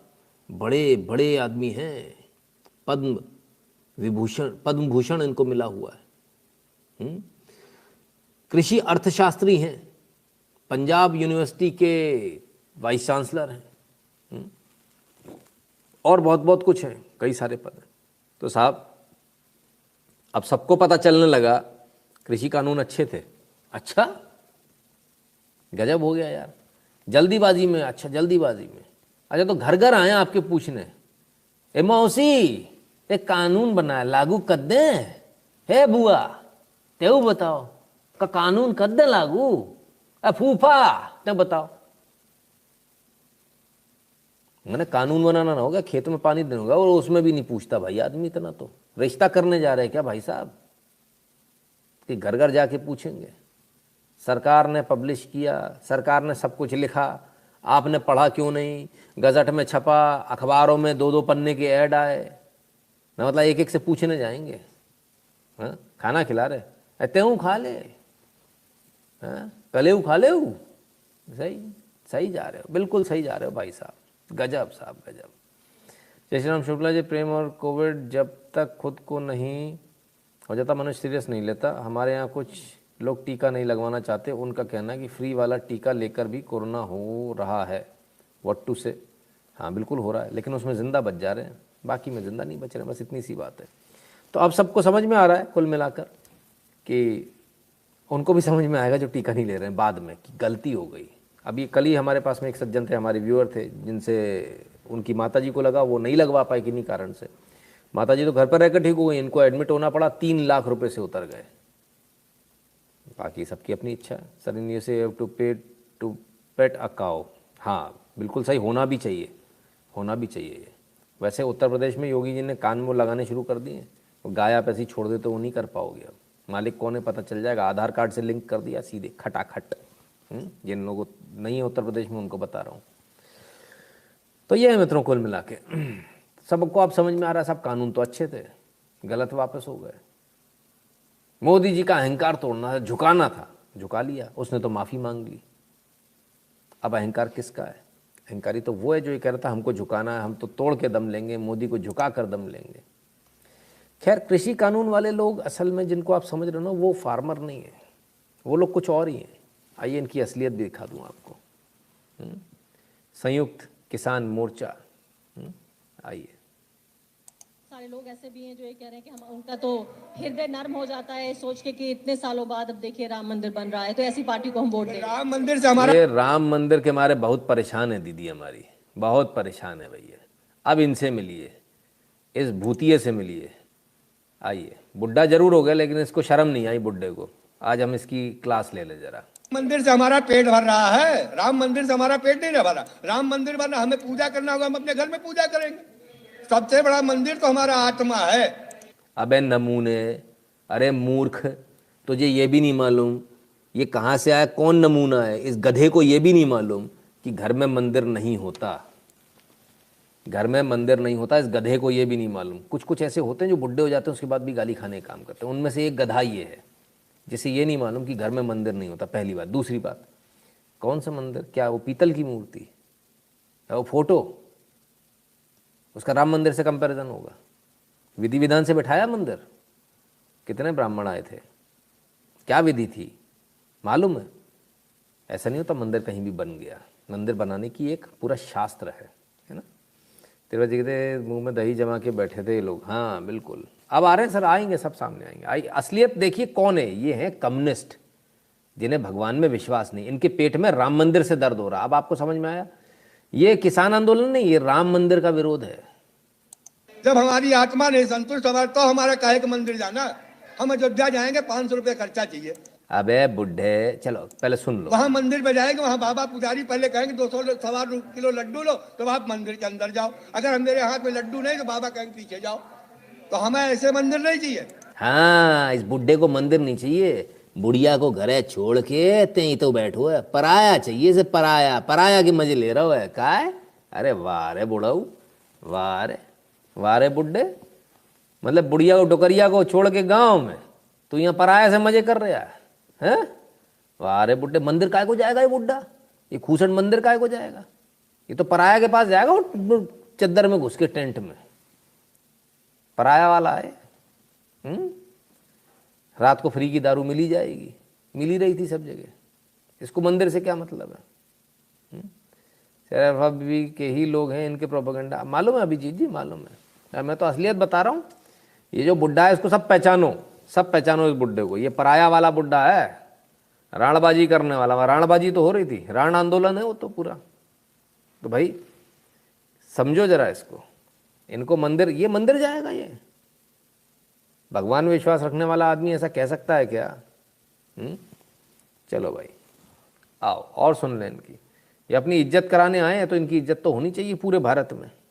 भाई इसके गाँव के आसपास कोई व्यक्ति इसको पहचानता तो इस तक ये वीडियो जरूर भेज देना, जरूर भेज देना इस पर। और इसकी लुगाई के पास जरूर भेज देना, बुढ़िया के पास में, कि बुढ़िया देख तेरा आदमी तो मजे कर रहा, बुढ़ा टुकरा तो मजे कर रहा है पराया के साथ में ना। इसको तो नई छोकरी लगे।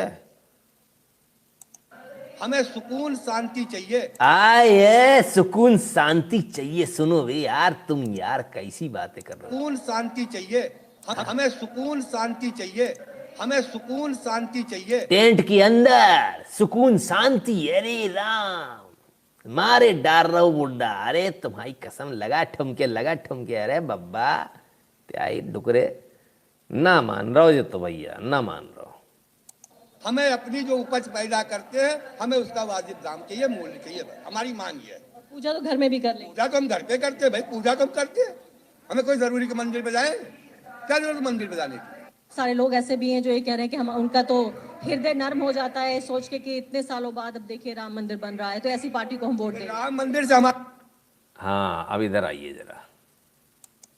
मैं तो इतना देख ही नहीं पाया, आप तो मेरे भी बाप लोग हो। लोग कहते आपकी नज़र बड़ी तेज। अभी किसी सज्जन की नज़र पड़ी, उनका कमेंट पढ़ा मैंने, 1 2 3 4 4 सोने की अंगूठियां पहने।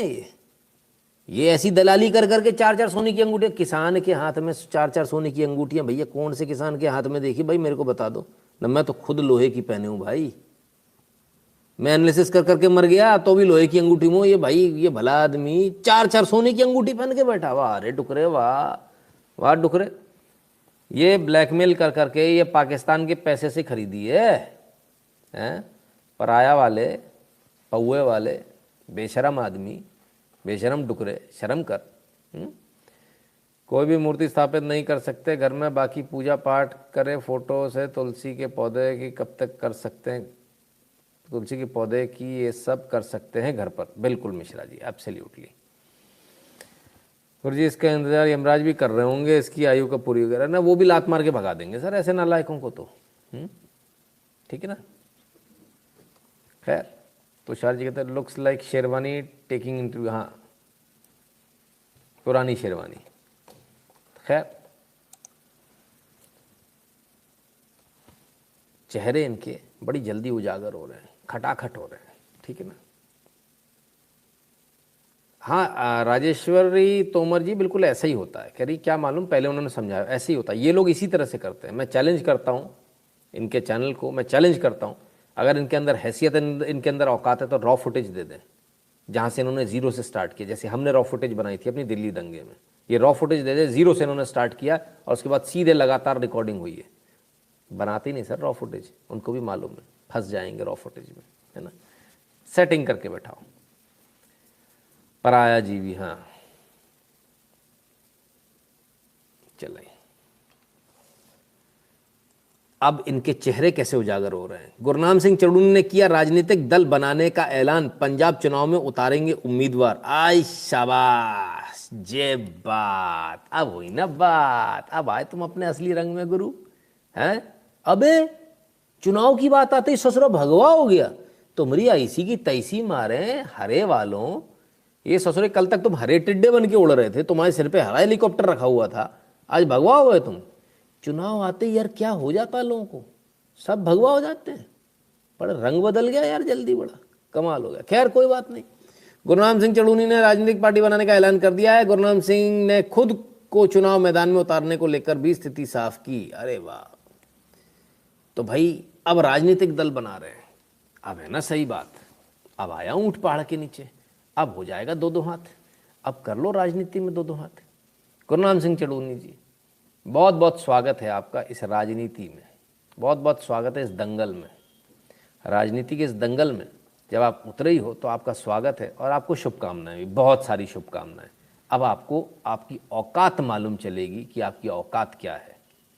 ये जो गुंडागर्दी आप लोग कर रहे थे, इतने दिनों से जो गुंडागर्दी कर रहे थे, अब आपको औकात मालूम चलेगी। बहुत बढ़िया। और अब होगा पंजाब का मज़ेदार चुनाव, एंटरटेनिंग चुनाव। सर इनसे बोलो ना, दूध मंदिर से तेरा पेट भरे है पर तेरी गर्दन जरूर बचे। अब बोल पेट भरना है कि गर्दन बचाना है। देवव्रत जी बिल्कुल सही बात है।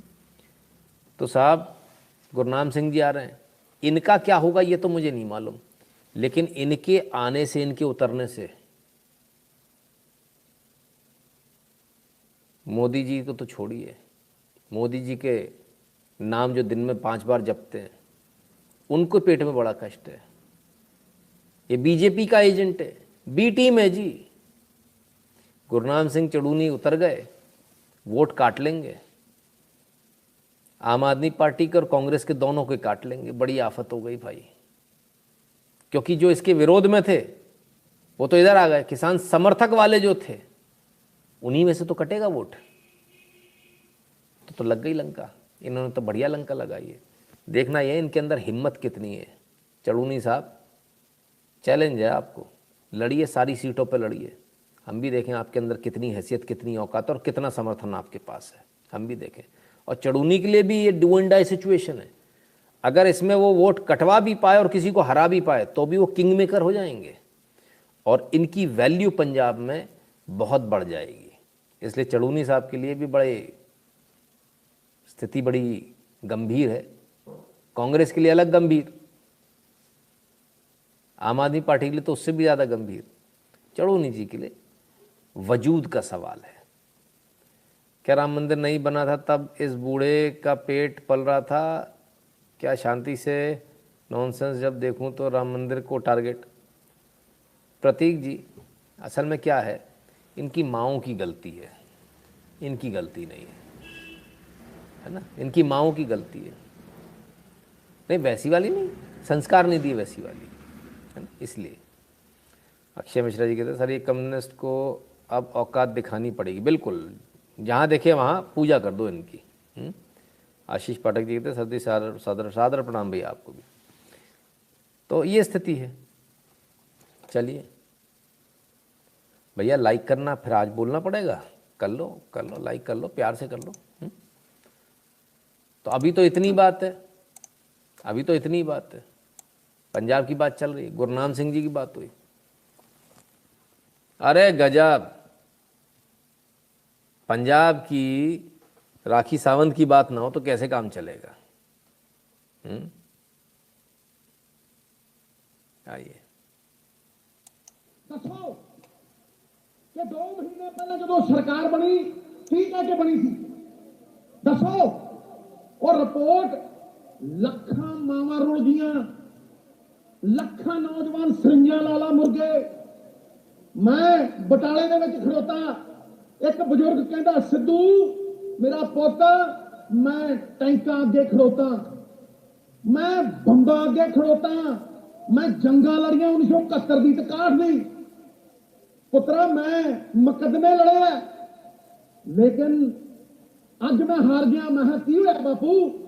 ਕਹਿੰਦਾ ਅੱਜ ਮੈਂ ਇਸ ਕਰਕੇ ਹਾਰ ਗਿਆ ਵੀ ਮੇਰਾ ਪੋਤਾ ਨਾਲੀਆਂ 'ਚ ਰੁਲਿਆ ਫਿਰਦਾ, ਨਾਲੀਆਂ 'ਚ ਰੁਲਿਆ ਫਿਰਦਾ। ਜੇ ਸੱਚਾ ਮਾਂ ਦਾ ਜਣਿਆ ਤੇ ਉਹ ਇਨਸਾਫ ਜ਼ਰੂਰ ਦਵਾਈ।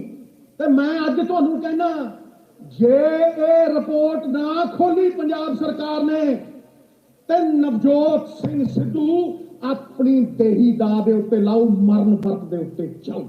ਜਾਓ कहता तुम कहता ओ तेरी अपनी सरकार के खिलाफ ऐसा गजब मोर्चा। अरे जियो राजा जियो, क्या हुआ, क्या मैटर, जरा समझ तो लें। Punjab Congress chief Navjot Singh Sidhu says he will go on hunger strike against the state government if it does not make public the reports on drugs menace and sacrilege incidents. और बाप रे, sacrilege incidents, सॉरी। तो साहब नवजोत सिंह सिद्धू का कहना है रिपोर्ट खोलो ड्रग्स वाली, अगर नहीं खोलोगे तो इस सरकार, कांग्रेस सरकार, सोनिया गांधी के पिट्ठू चन्नी के विरोध में धरना देंगे, हंगर स्ट्राइक करेंगे। कमाल है भाई, गजब का आदमी है भाई, बढ़िया है। टिके रहना, डर के वापस मत आ जाना। Lack of knowledge, they don't know temple runs many schools and hospitals. बिल्कुल नहीं मालूम बहुत सारे लोगों को। चलिए साहब, बहुत सारे लोग बीजेपी का एजेंट बता रहे थे इनको। खैर, अब एक कल वाली खबर को हम दोबारा रिपीट करेंगे थोड़ा सा। CBI concludes probe into NDF activist murder in Kerala, rules out involvement of RSS। ये कल हमने न्यूज़ दिखाई थी, दोबारा से इस न्यूज़ को ले रहे हैं। जो कल जो इन्वॉल्वमेंट था RSS का, RSS को जो इसमें बदनाम किया गया था, वो उस पर CBI ने मोहर लगा दी। 2006 का एक केस था कि नहीं, इसमें RSS का कोई इन्वॉल्वमेंट नहीं। RSS का इन्वॉल्वमेंट नहीं तो इन्वॉल्वमेंट है किसका, ये भी देख लें।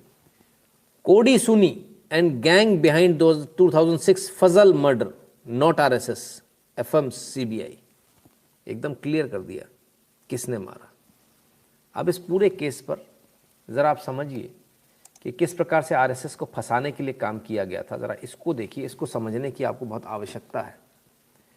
Tortured by party, denied pension, ex-IPS officer works as security man। IPS हैं, सिक्योरिटी मैन की नौकरी कर रहे हैं। के राधाकृष्णन, नौकरी से इनको निकाल दिया गया। क्यों निकाल दिया गया, आइए समझिए। इसलिए निकाल दिया गया कि जब ये मर्डर हुआ, फजल का मर्डर हुआ, तो इनसे कहा गया इसमें RSS के लोगों को फंसा दो। फिर क्या हुआ, इनको लगा कि उसमें वो लोग नहीं हैं।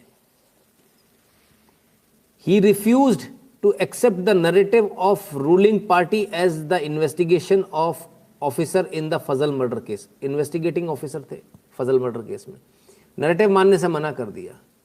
फिर क्या हुआ, फिर आगे सुनिए। फिर ये होता है कि इनको यहाँ आते हैं, अब इनके ये दर दर की ठोकरें खा रहे हैं। इनके पास ना अपनी बच्ची को पढ़ाने के पैसे, ना अपने बेटे को पढ़ाने के पैसे, इतनी बुरी हालत कर दी। Radhakrishnan was serving as a deputy SP at the District Crime Records Bureau in Kannur when Mohammad Fazal, who left CPM and joined NDF, was hacked to death by a gang on October 22। CPM छोड़ दी थी, NDF में आ गए थे। अक्टूबर 22, 2006 को इनकी हत्या कर दी गई थी। तो किसने हत्या करी होगी, ऑब्वियसली CPM ने की होगी। लेकिन Kannur DIG Anand Krishnan appointed Radhakrishnan as the investigating officer and constituted 20-member team to probe a murder। An officer with an unblemished record, he has solved 7 different cases। तो साहब तमाम cases उन्होंने किए थे, इसीलिए इनको इन्वेस्टिगेटिंग ऑफिसर बनाया गया था, राधा कृष्णन जी को। फिर क्या हुआ? Very next day Fazal murder, the CPM held a protest meeting where area secretary Karai Rajan named 4 RSS workers who he claimed were involved in the murder. I detained all of them, recorded their statements, and tracked all their activities before and after the incident. RSS के लोगों का नाम CPM के नेता ने बोला, इनके नाम लिख लो, 4 लोगों के। मारा CPM ने, मारा किसने, लेकिन RSS वालों के नाम लिख लो। और फिर क्या हुआ? On day 2 home minister Kodiyari Balakrishnan summoned me to Payambalam guest house and directed me to file the charge sheet within 7 days. As I was convinced that the RSS men were not involved in the murder, I released them, which antagonized the CPM leadership. 4 लोग पकड़े थे, चारों का involvement नहीं था, छोड़ दिया। इसको देखकर चिढ़ गए। Meanwhile, Radhakrishnan traced the phone calls of 300 people in the locality. Kalesh, a local AD of Karayai Chandrasekharan, had called Karai Rajan on his mobile phone at 3:45 AM. Mobile की लोकेशन निकाली, मोबाइल में वहाँ कौन कौन से mobile active थे। 300 mobile मिले, 300 में से एक मोबाइल ऐसा था जिससे बात हुई 3:45 पर अक्टूबर 22 को। The time when Fazal was murder, ठीक उसी समय जिस समय फजल का murder. Calls were made to 3 hospitals, 3 hospitals को कॉल किया गया था, ठीक है ना। From the office number of CPM Thalassery, CPM के ऑफिस के नंबर से फोन किया गया था, ठीक उसी समय 3 अलग अलग हॉस्पिटल को फोन किया गया था। 2 days later, the Home Minister again summoned me to guest house and asked me what was my intention. He asked me to inform him before taking action against any party member. Subsequently, my team members turned hostile. 10 days later, I was removed from investigation and the case was handed over to the crime branch. He said 3 persons who gave him crucial information regarding Fazal murder were killed mysteriously. तो साहब जैसे ही इनको पता चला, इन्होंने ये phone call records वगैरह निकालने शुरू किए। जैसे ही पता चला, इनको बुलाया गया CPM के नेताओं ने, उनसे कहा क्या करना जा रहे हो, और जो कुछ भी तुम करने जा रहे हो कुछ भी नहीं करोगे हमको बिना बताए हुए, पहले हमको बताना फिर करना। इनके सारे टीम मेंबर्स जो थे उनको हॉस्टाइल करा दिया गया, इनको रिमूव कर दिया गया, और जो 3 गवाह थे उन तीनों गवाहों की संदेहास्पद मृत्यु हो गई, उनकी हत्या कर दी गई। सीधी सीधी बात है। कैसे कैसे, आइए जरा देखें। Valsraj Kurup, a BJP sympathizer, was hacked to death allegedly by Blade Mafia, while Panchara Shinil, a former member of CPM's action team, was found dead on railway tracks on 2007. And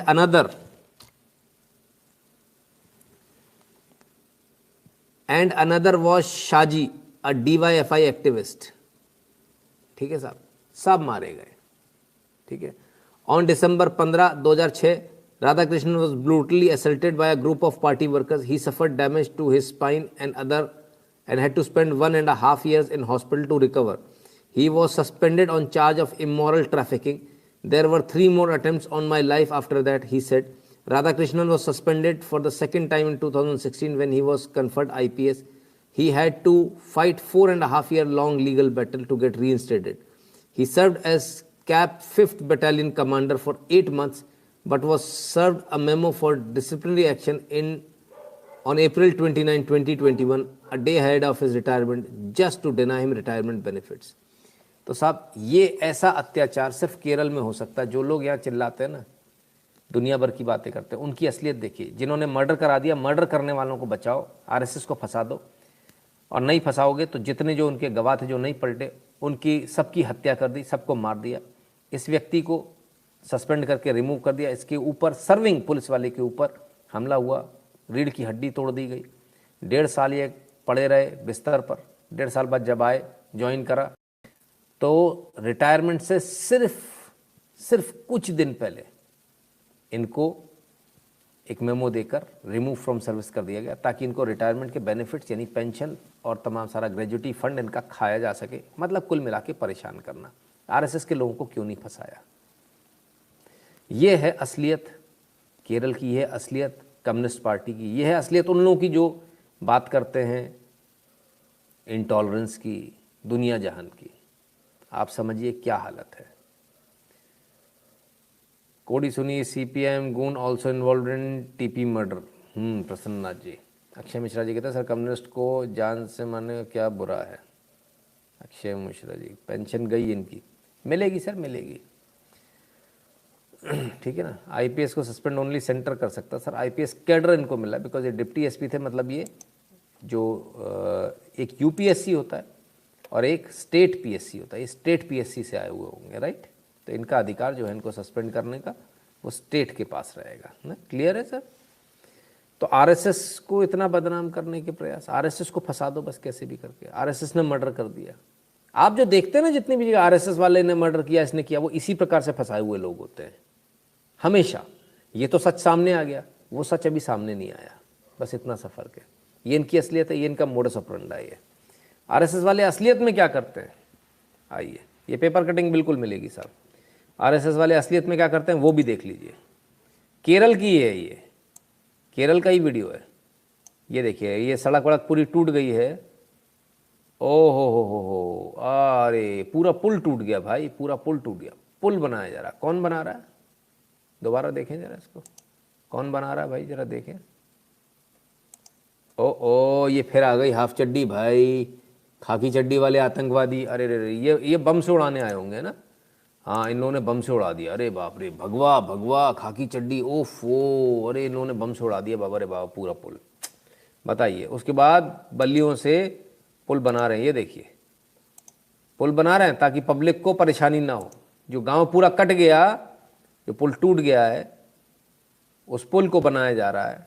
ठीक है, और ये RSS worker द्वारा किया जा रहा है। सब जगह वही हाफ पैंट वाले चड्डी वाले लोग। अरे रे रे रे, बताओ, बड़ा घोर आतंकवाद है भाई, भगवा आतंकवाद। बताइए कैसा आतंकवाद चल रहा है, ये RSS के लोग कर रहे हैं। सेवा भारती के वॉलंटियर्स हैं, RSS स्वयंसेवक हैं। टेम्पररी ब्रिज बना रहे हैं केरल के एक गांव में। ठीक है साहब, तो ये स्थिति है, ये असलियत है RSS जो करता है और जो बताया जाता है। अब आज की सबसे बड़ी खबर जिसको आप दिल थाम कर देखिएगा। ठीक है, जरा इसको देखिएगा, जो खबर अब हम आपको देने वाले हैं। आइए, इंदौर में सेक्स रैकेट सरगना की कहानी। पत्नी NGO के जरिए गरीब लड़कियों को बांग्लादेश से भेजती, पति उन्हें देह व्यापार में धकेल देता। पुलिस ने लगवाई उठक बैठक। अब इस पूरे मैटर को जरा समझिए। बांग्लादेश से एक व्यक्ति आया, यहाँ रहने लगा, और उसका नाम, जो उसने यहाँ आया बांग्लादेश से रहने, नाम रखा सरगना। इंदौर में पकड़े गए सेक्स रैकेट के सरगना विजय दत्त का असली नाम मोमिनुल पुत्र राशिद है। कहाँ से आया, बांग्लादेश से आया। मोमिनुल उर्फ राशिद, नाम यहाँ के क्या रखा, विजय दत्त। जरा इस कहानी को सुनिएगा, खतरनाक कहानी है। अब तक का सबसे बड़ा सेक्स रैकेट हो सकता है ये इस देश का। पहले एक कमेंट ले लूँ। सुजीत जी कहते हैं sir, Kodi Suni and company were involve in TP Chandrashekhar murder case when he was given life imprisonment and he and his company are in parole from last 5 years। गलती सर उन लोगों की जो उनको छोड़ देते हैं ना। अभी आ रहा हूँ सर, उस पर भी आऊँगा, इस वाले कमेंट पर भी आऊँगा, दोनों को कोरिलेट कर दूंगा, इस न्यूज़ को उस न्यूज़ को, आप चिंता ना करें। ठीक है साहब, आइए। तो नाम, असली नाम यहाँ आकर रखा विजय दत्त, असली नाम मोमिनुल है। अब ये आकर यहाँ कब से रह रहे हैं, 1994 में बांग्लादेश से पश्चिम बंगाल आया, पश्चिम बंगाल से कृष्णा घाटी नदी पर आया और वहाँ मजदूरी करने वाला। इसके बाद मुंबई चला गया। मुंबई में इसने पूरा अपना ये नाला सोपारा में इसने जगह ली, नाला सोपारा में रहता था। और ये जो धंधा करता था, ये पुलिस चौकी के ठीक सामने करता था। बच्चे पकड़े गए, हमने बताया ना आपको, बहुत अच्छा काम कर रहे हैं NCPCR। क्या नाम है उनका, किसी को नाम याद है क्या? ठीक है ना, NCPCR बड़ा अच्छा काम कर रही है। और NCPCR चीफ उससे भी बेहतर काम कर रहे हैं, प्रियंक कानून गो। तो बच्चे जब पकड़े गए, पकड़ में आए, तो धीरे धीरे करके परत दर परत खोली गई। तो विष्णु दत्त, विजय दत्त, का नाम आया, विजय दत्त। विजय दत्त को खोजती हुई पुलिस मुंबई पहुंची। विजय दत्त को जब खोजती हुई मुंबई पहुंची मध्य प्रदेश पुलिस, इंदौर पुलिस, तो उसने एक ट्रैप लगाया। अपनी ही एक एसआई को ये कहा कि हम इसको बेचने आए हैं, बांग्लादेश से लाए। अब एसआई बांग्लादेश की तो दिख नहीं रही, गोरी चिट्टी सी, स्मार्ट सी एसआई अलग से दिख गई। विजय दत्त को शक हो गया, विजय दत्त भागकर इंदौर आ गया। इस बात की खबर जैसे ही पुलिस को लगी, पुलिस ने तुरंत अलर्ट किया, इसको इंदौर से पकड़ लिया। अब मज़े की बात देखिए, 1994 से बांग्लादेश से यहाँ आया, इसने यहाँ पासपोर्ट भी बनवा लिया, आधार कार्ड भी बनवा लिया, राशन कार्ड भी बनवा लिया, सब कुछ बनवा लिया विजय दत्त के नाम से, एवरीथिंग। उससे भी बड़ी बात, सबसे मजे की बात, इसकी पत्नी है, उस पर बाद में आऊंगा, पहले जरा इस पर आते हैं।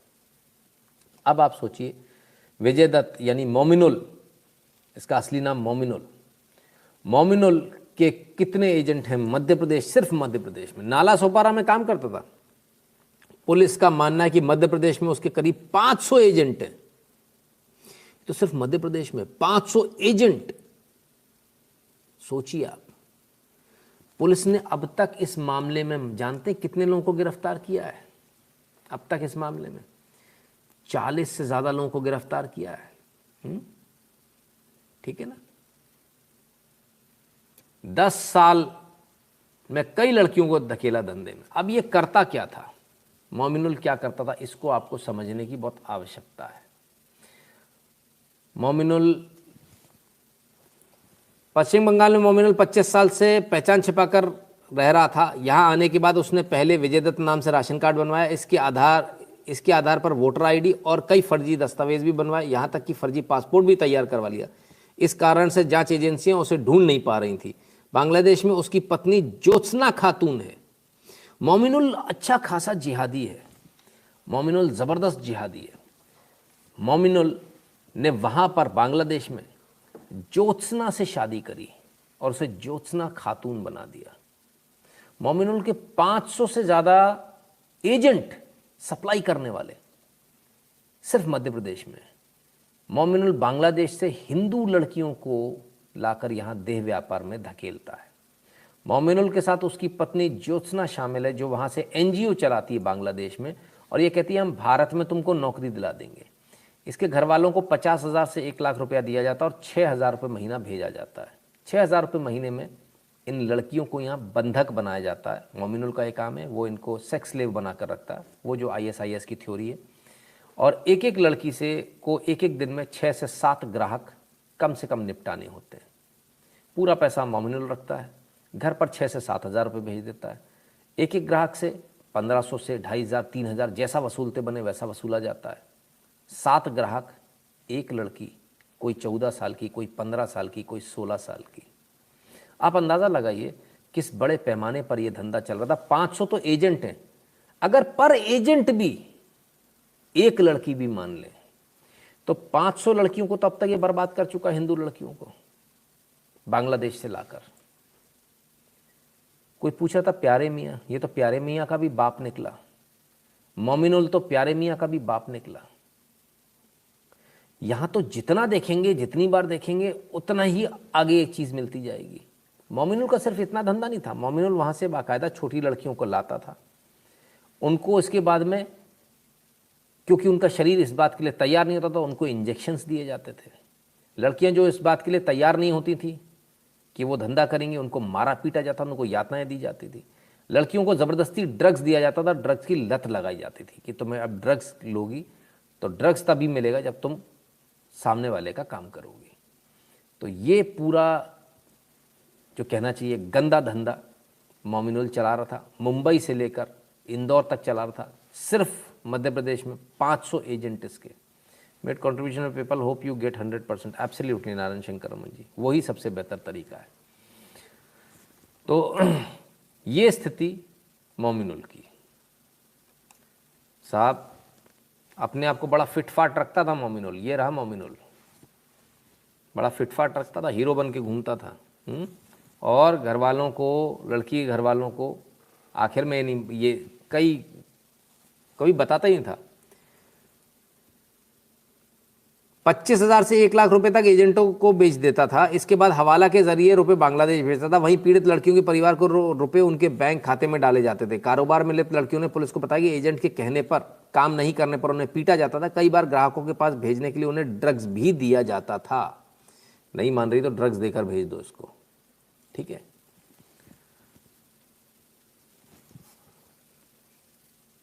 और तस्करी कर लाई गई लड़कियों को एक दिन में 6 से 7 ग्राहकों से संबंध बनाने के लिए दबाव डाला जाता था।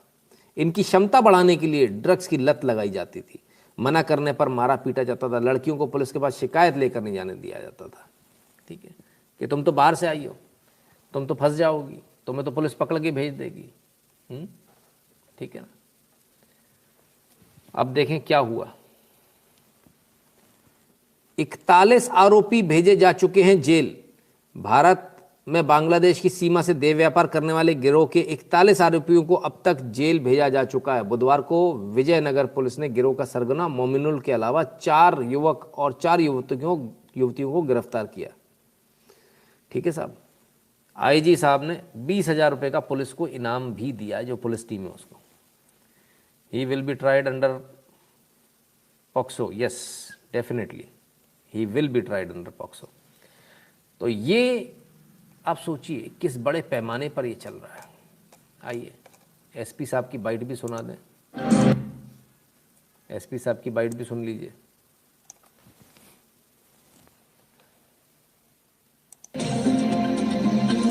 मोमिनुल सहित 5 लोगों को बिजनेस सेक्स रैकेट में सजा मिली है। विजयनगर पर सेक्स रैकेट, इंदौर पुलिस को सेक्स रैकेट स्कैंडल में बड़ी सफलता मिली है। विजयनगर पुलिस ने सेक्स रैकेट में शामिल मुख्य सरगना मोमिनुल सहित 5 लोगों को गिरफ्तार किया है, जिसमें 2 बांग्लादेशी और 4 भारतीय युवतियां हैं। एसपी आशुतोष बागरी ने प्रेस कॉन्फ्रेंस कर मामले का खुलासा किया। और ये कभी फ्रंट में आके काम नहीं करता था कि कहीं से इसकी जो है आइडेंटिटी इसकी रिवील हो जाए। तो इसको जो है पुलिस ने ट्रैप लगाया और ट्रैप लगा करके इसको पकड़ा। यहाँ से एक टीम जो है गई इंदौर से। करीब 1 हफ्ता टीम जो है मुंबई में रही। मुंबई में टीम ने पूरी रेकी करी इसकी और इसका जो है पता लगाया कि ये विजय दत्त कौन है। तो जो बात सामने आई कि ये विजय दत्त इसका असली नाम नहीं है। असली नाम इसका मोमीन है। ये बांग्लादेश का रहने वाला है। असली नाम नहीं है। असली नाम इसका मोमीन है। ये विजय दत्त इसका असली नाम नहीं है। असली नाम इसका मोमीन है। ये विजय दत्त इसका असली नाम नहीं है। असली नाम इसका मोमीन है। ये बांग्लादेश का रहने वाला है और बांग्लादेश में पाबना जिला रसई जगह है, वहाँ का ये रहने वाला है। वहाँ पे इसकी बीवी है, इसके 2 बच्चे हैं और ये जो है हिंदुस्तान में भी आया। हिंदुस्तान में भी आके इसने शादी करी, यहाँ भी इसके बच्चे हैं। और इसके बाद ये इसमें मतलब वेश्यावृत्ति के काम में लड़कियों को लगाने लगा। पुलिस ने तो साहब ये स्थिति है। वहाँ पर ज्योत्सना, यहाँ पर भी फिर इसने कोई फंसा दी। फुल जिहादी चौड़े में चल रहा है। जय माँ काल, माँ भवानी अम्बा और महादेव आपकी रक्षा करें। धन्यवाद विक्रम रावल जी। अब आप बताइए, ये स्थिति है, क्या कहा जाए ये स्थिति। तो आपको क्या लग रहा है सिर्फ मध्य प्रदेश में ऐसी स्थिति है? आप गलत फहमी है। आइए राजस्थान ले चलता हूँ। बेटी को भगा ले जाने से परेशान पिता ने की आत्महत्या। कार्रवाई की मांग पर ग्रामीणों ने शव रखकर किया प्रदर्शन। 2 सप्ताह पहले भगाई गई थी लड़की, बाद में पिता को मिलती रही धमकियां और पिता, जनप्रतिनिधियों, ग्रामवासियों ने किया प्रदर्शन।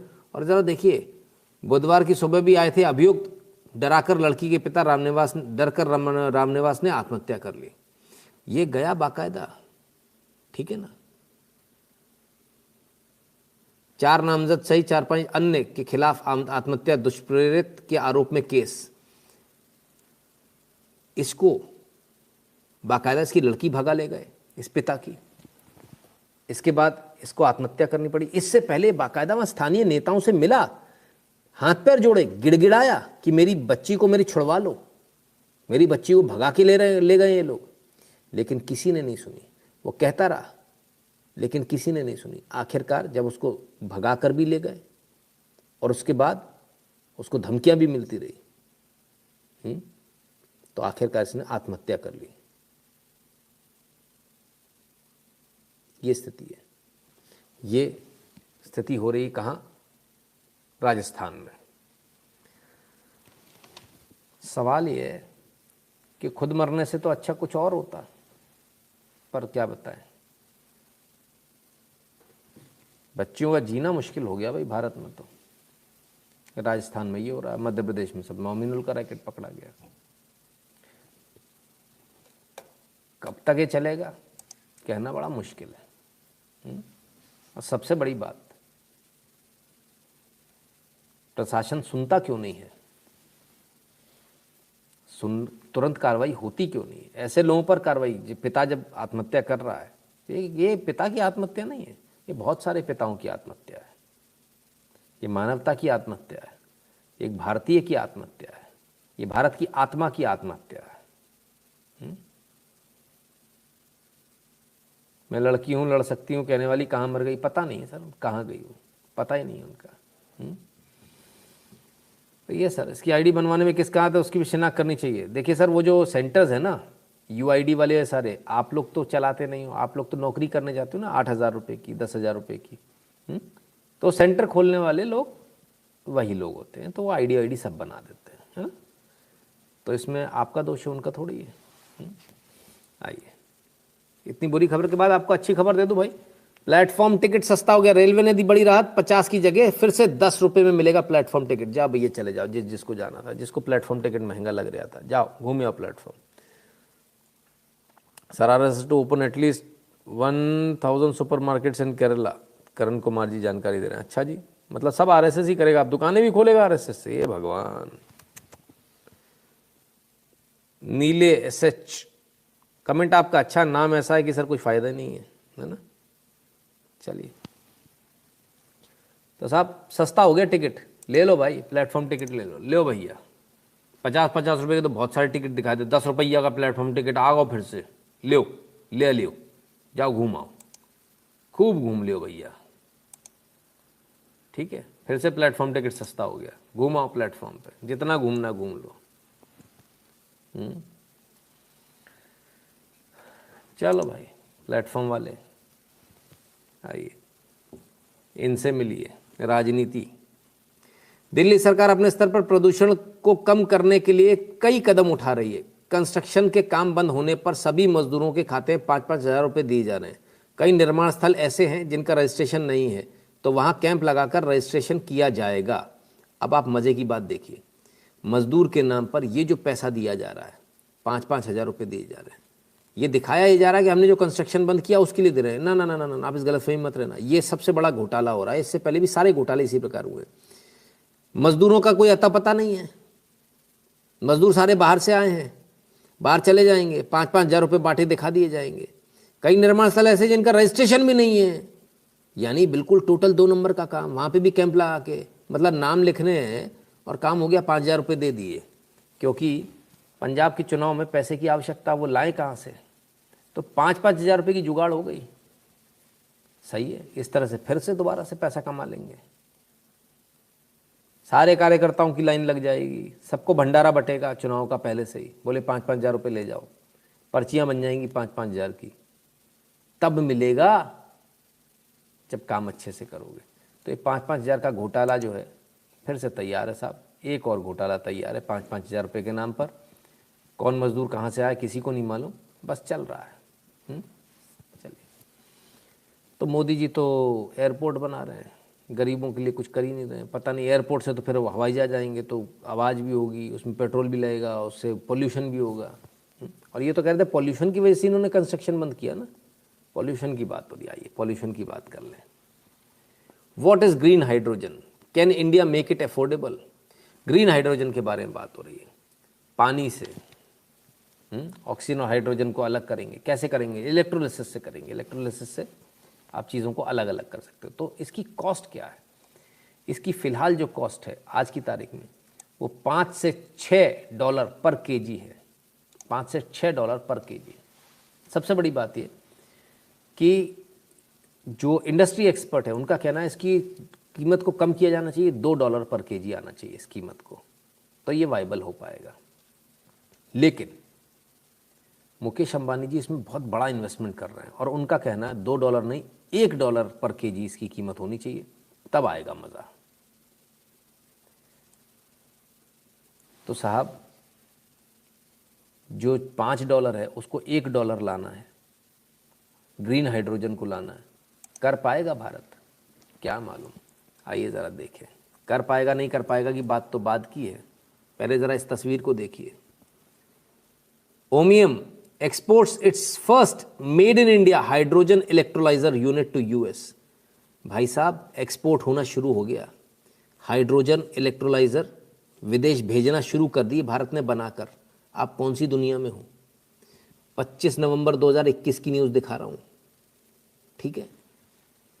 Renewable energy startup Ohmium international has shipped its first unit of electrolyser from India to the United States through its Indian subsidiary.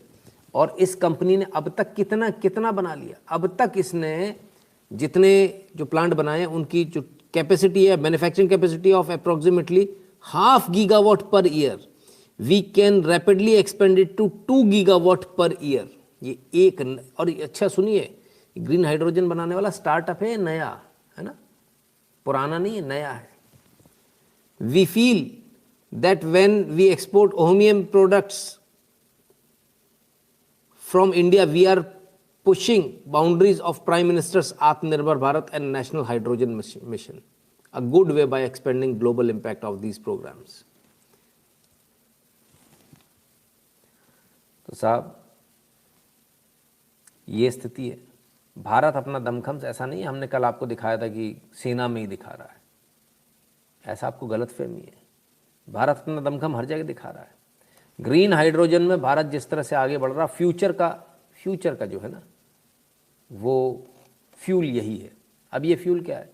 पानी में से हाइड्रोजन को अलग कर लेंगे और उस हाइड्रोजन क्योंकि एनर्जी, हाइड्रोजन को जलाने पर एनर्जी प्रोड्यूस होती है, उस एनर्जी से आप कुछ भी कर सकते हो, बिजली बना सकते हो, गाड़ियाँ दौड़ा सकते हो, बैटरी रिचार्ज कर सकते हो, कुछ भी कर सकते हो।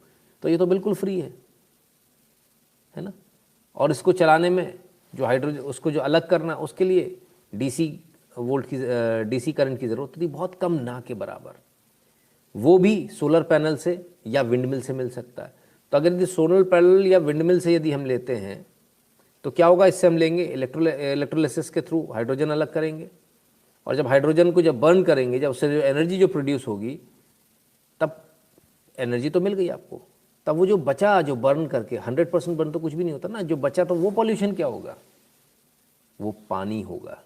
यानी पानी से आप हाइड्रोजन निकालेंगे और हाइड्रोजन बर्न होने के बाद फिर से पानी बन जाएगा। यानी 100% ज़ीरो पॉल्यूशन, 100% क्लीन एनर्जी है ये, और यही फ्यूचर है। और इसी पर मोदी सरकार काम कर रही है, और इसी के तहत मेक इन इंडिया में, आत्मनिर्भर भारत में तमाम सारे लोग निकल कर सामने आ रहे हैं।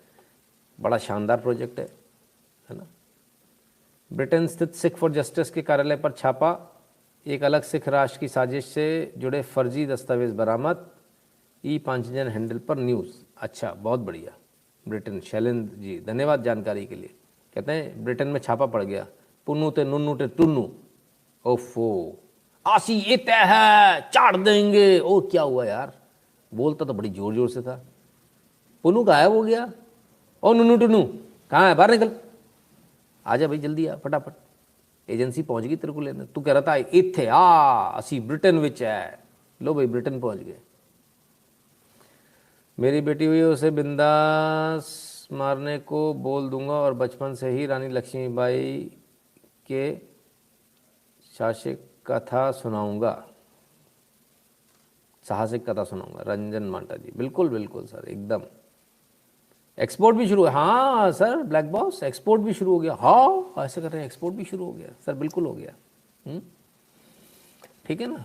तो अपन बैठे ही हुए हैं, यहाँ एक्सपोर्ट भी शुरू हो गया। तो बाकी लोग भी कुछ कर ही रहे होंगे। बाकी लोग इतना काम कर रहे हैं। राजनीति के नाम पर क्या हो रहा है इस देश में, जरा देखिए। Payments due, Chhattisgarh out of PMAY, प्रधानमंत्री आवास योजना।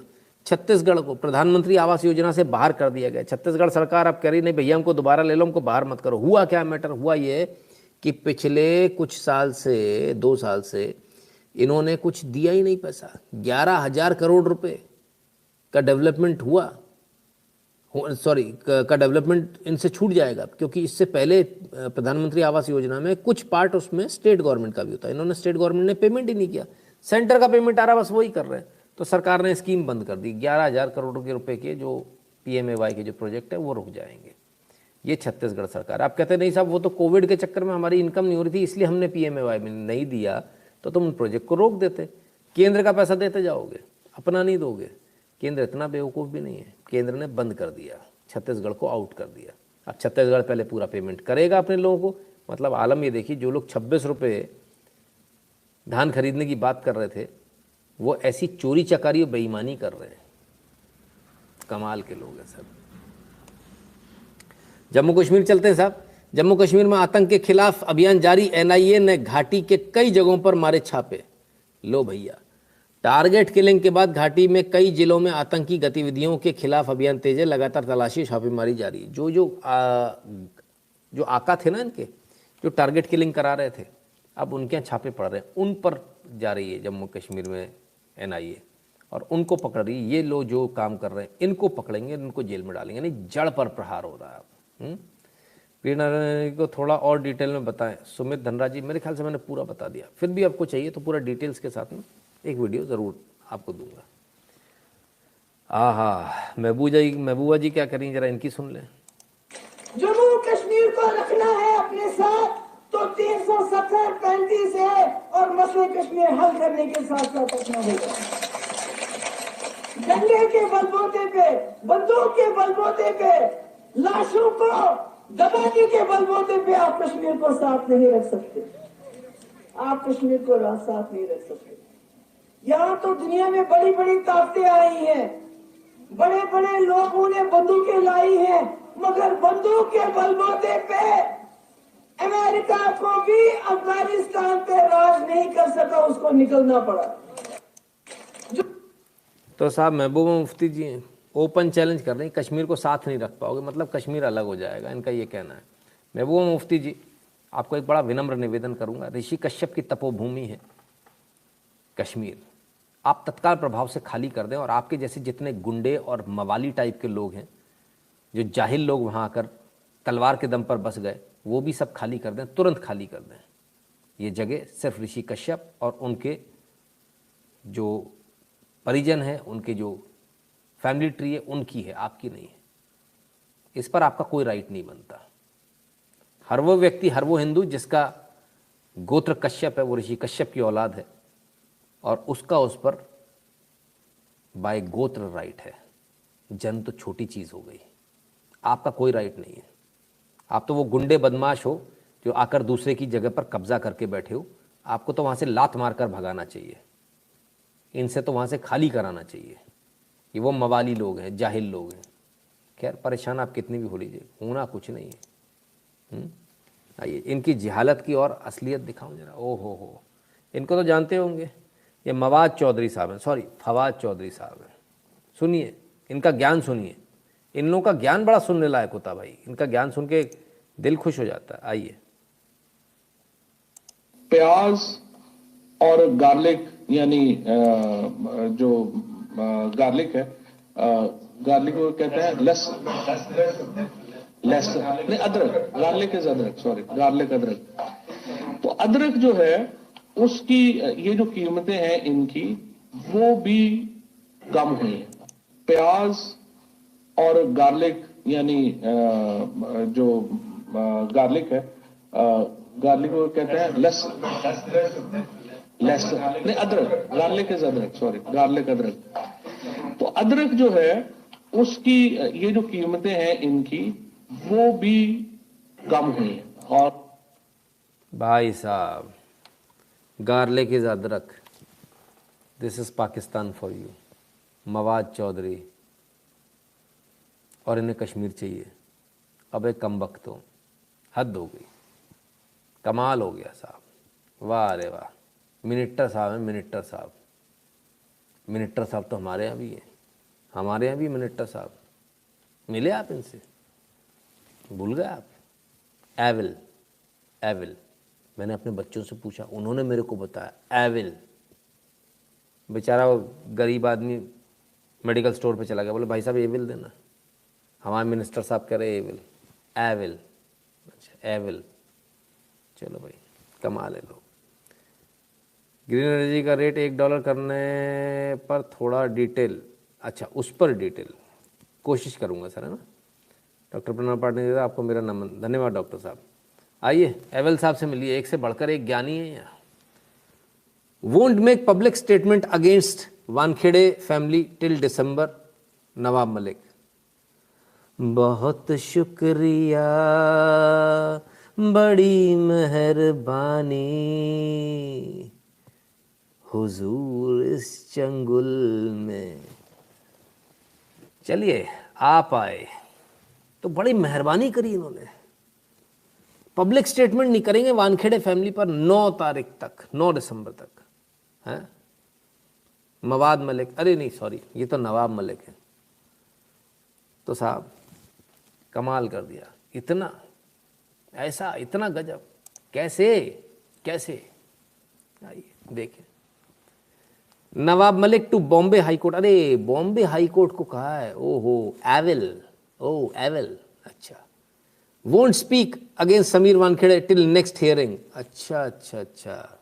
तो बॉम्बे हाई कोर्ट को कहा है, हमको लगा कि इन्होंने प्रेस कॉन्फ्रेंस करोगे ना, बॉम्बे हाई कोर्ट को कहा है। आइए साहब अब देखते हैं असलियत। बॉम्बे हाई कोर्ट ने इनकी लाल दुकान कर दी आज।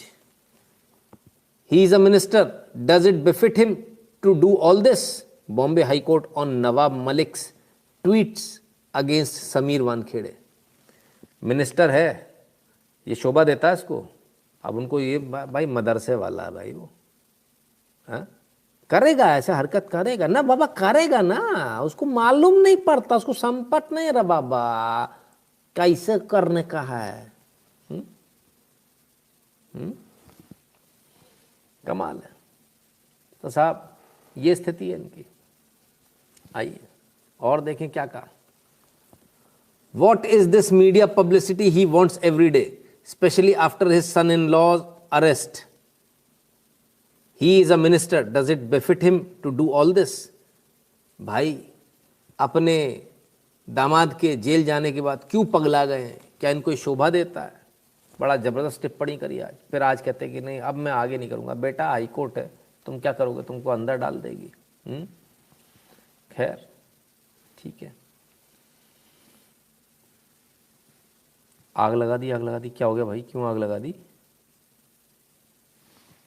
क्या गाया है सर? अच्छा गाना अच्छा लगा, ओके ठीक है, बहुत बहुत धन्यवाद भैया।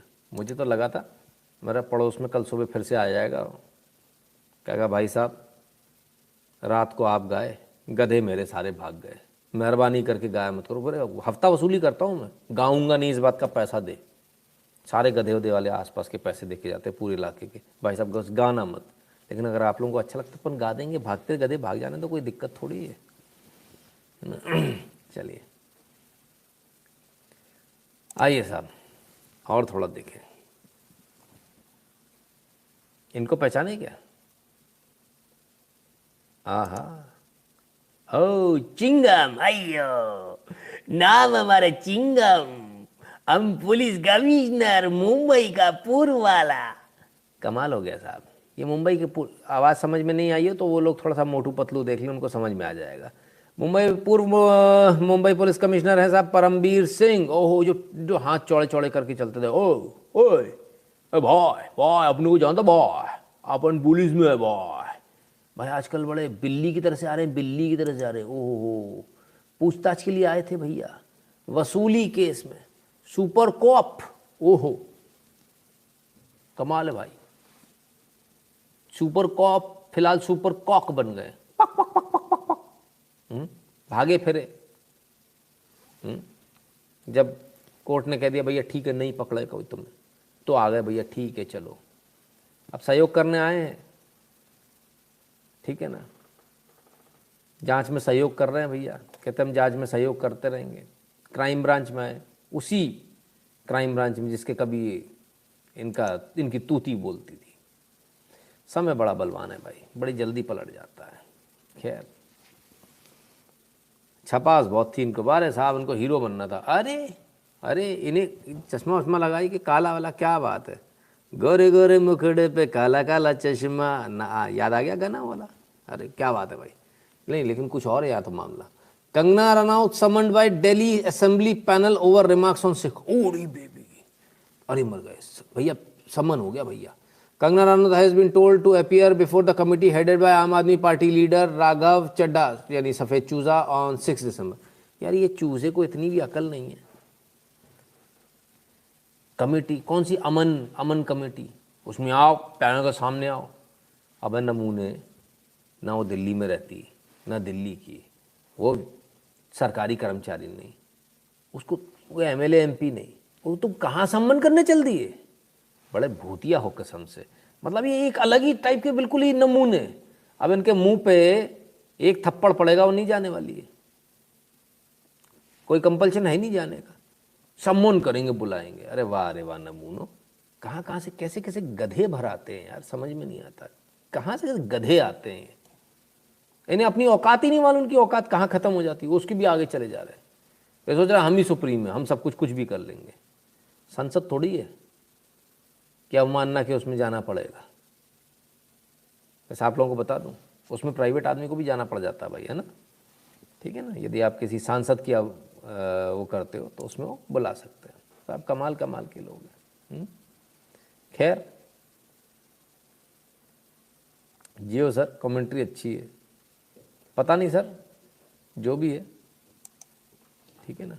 खैर आइए, आम आदमी पार्टी का स्कूटर भी दिखा दे। देखो भाई, सड़जी का है ये, सड़जी का। ये देखिए स्कूटर। इनने कहा हमारे पास एक स्कूटर है, सड़जी ने, हम कोई सरकारी बस सुविधा नहीं लेंगे, ले हो। अब आ जाओ, अब देखो बेटा। अबे बीच में से हट जा भाई, हाँ वीडियो देखने दे। आई शाबाश, आई शाबाश, फुल फैमिली। जे चला लंबोर्गिनी स्कूटर। दोस्तों आज मैं आपको दिखाता हूं आम आदमी पार्टी का लंबोर्गिनी स्कूटर। नहीं, आम आदमी पार्टी का इसलिए बोल रहा हूँ, वो सड़जी थे ना, वो सड़जी हमारे, वो कह रहे थे एक काम कर। बोले क्या कैपेसिटी कम है? एक काम कर, इसके ऊपर चढ़ा दे, 1 मंजिल और चढ़ा दे, 1 मंजिल और चढ़ा दे। तो वो वाला हिसाब है। बोले एक काम कर, स्कूटर छोड़ा, इसको लंबा कर दे रहे, लंबा कर दे भाई, हो गया लंबा, खेल खत्म। मैंने कमाल के लोग हैं, इनके पास सारे सोल्यूशन है सर, इमीडिएट मदरसा छाप सोल्यूशन।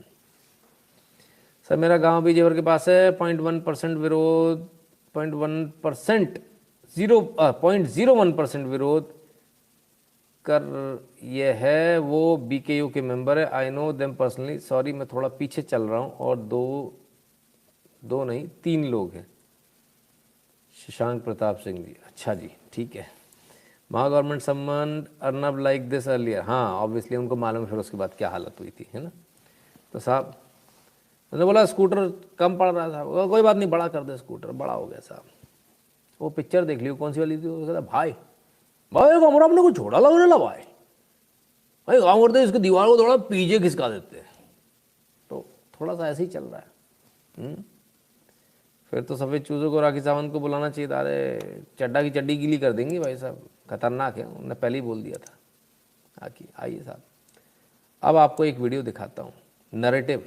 और नरेटिव में देखिए किस कदर दादागिरी, हर जगह दादागिरी है, ऐसा नहीं सिर्फ आपके यहाँ, आप परेशान हो फलाने एक्ट ढिकाने एक्ट से।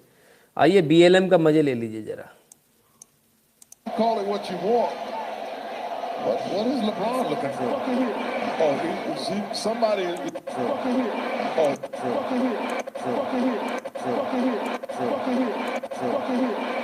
ये प्लेयर काला कल्लू कल्लन कालिया गाली दे रहा है। क्यों? BLM के लिए। सामने सफेद दिख गए तो साहब गाली देकर क्या हुआ? We got a fan that's got a little unruly, and LeBron is pointing it out to the officials. And what they're going to do is they're going to put them out. I don't know. Clearly, I wouldn't know what they said. They're on the other side of the court. इस चमन बाहर से खेलते नहीं बन रहा, तो इसका गुस्सा इन गोरों पे निकल आया और गाली ये दे रहा है और निकाला इनको गया। वाह रे वाह, गजब वाह। But they're putting them out. जाते जाते भी इनने मुंह बना के चले गए भैया, आप क्या करें, फैन है।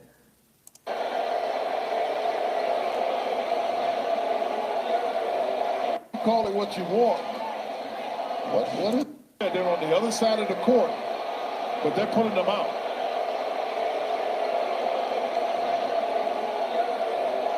Call it what you. तो ये स्थिति है साहब BLM की। अब ये गेम्स में अगर आप स्पेक्टेटर भी हो, यदि आप सपोर्टर भी हो, आप गए हो, तो भी आपको बाहर निकाला जा सकता है। हद हो गई मतलब। कहीं योगी जी समन खेलने लगे तो लिब्रांड्स की झंड हो जाएगी। नहीं, वो समन नहीं खेलते आर के जी, वो FIR खेलते हैं। बोले आ जाओ, ठीक है ना।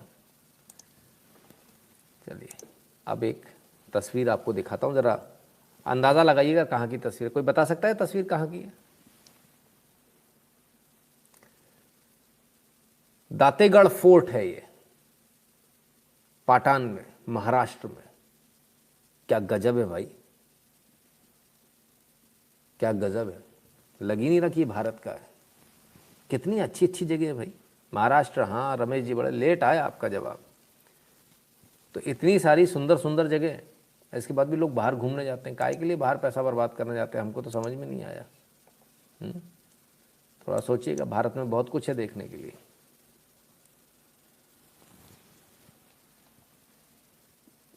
आइए इस वीडियो को देखिए ज़रा, और देखिए चोर किस प्रकार से होते हैं। ये सब केजरीवाल से प्रेरित है। इन लोगों ने केजरीवाल के वीडियो देख रखे हैं, सब केजरीवाल से प्रेरित है। लीजिए, ये लो भाई, ये लो गया।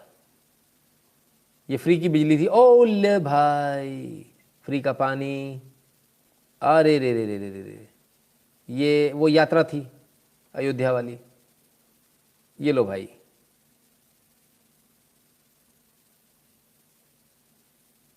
Free free free free free.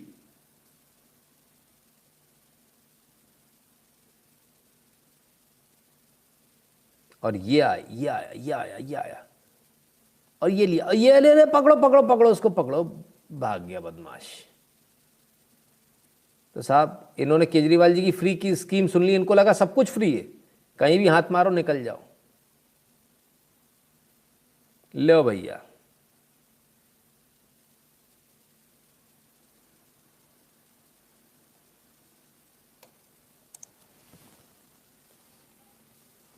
Free 1000 rupees. हाँ अब तो 1000 रुपये भी मिल रहे हैं। मतलब उन्होंने कीमत लगा दी। अच्छा, पंजाबी औरतों की कीमत 1000 रुपये। केजरीवाल जी देख लीजिएगा, भारी ना पड़ जाए कहीं। सुजीत सुंदरन जी कहते हैं, small clarification, all IAS and IPS officers including confer can be suspended bye concern state but they can be only removed by president and UPSC। ठीक है, बहुत बहुत धन्यवाद सुजीत जी। सस्पेंड कर सकता स्टेट, रिमूव फ्रॉम सर्विस नहीं कर सकता। रिमूव फ्रॉम सर्विस के लिए UPSC या प्रेसिडेंट की नोट लगेगी, क्योंकि वो लिखते हैं ना for and on behalf of president of India.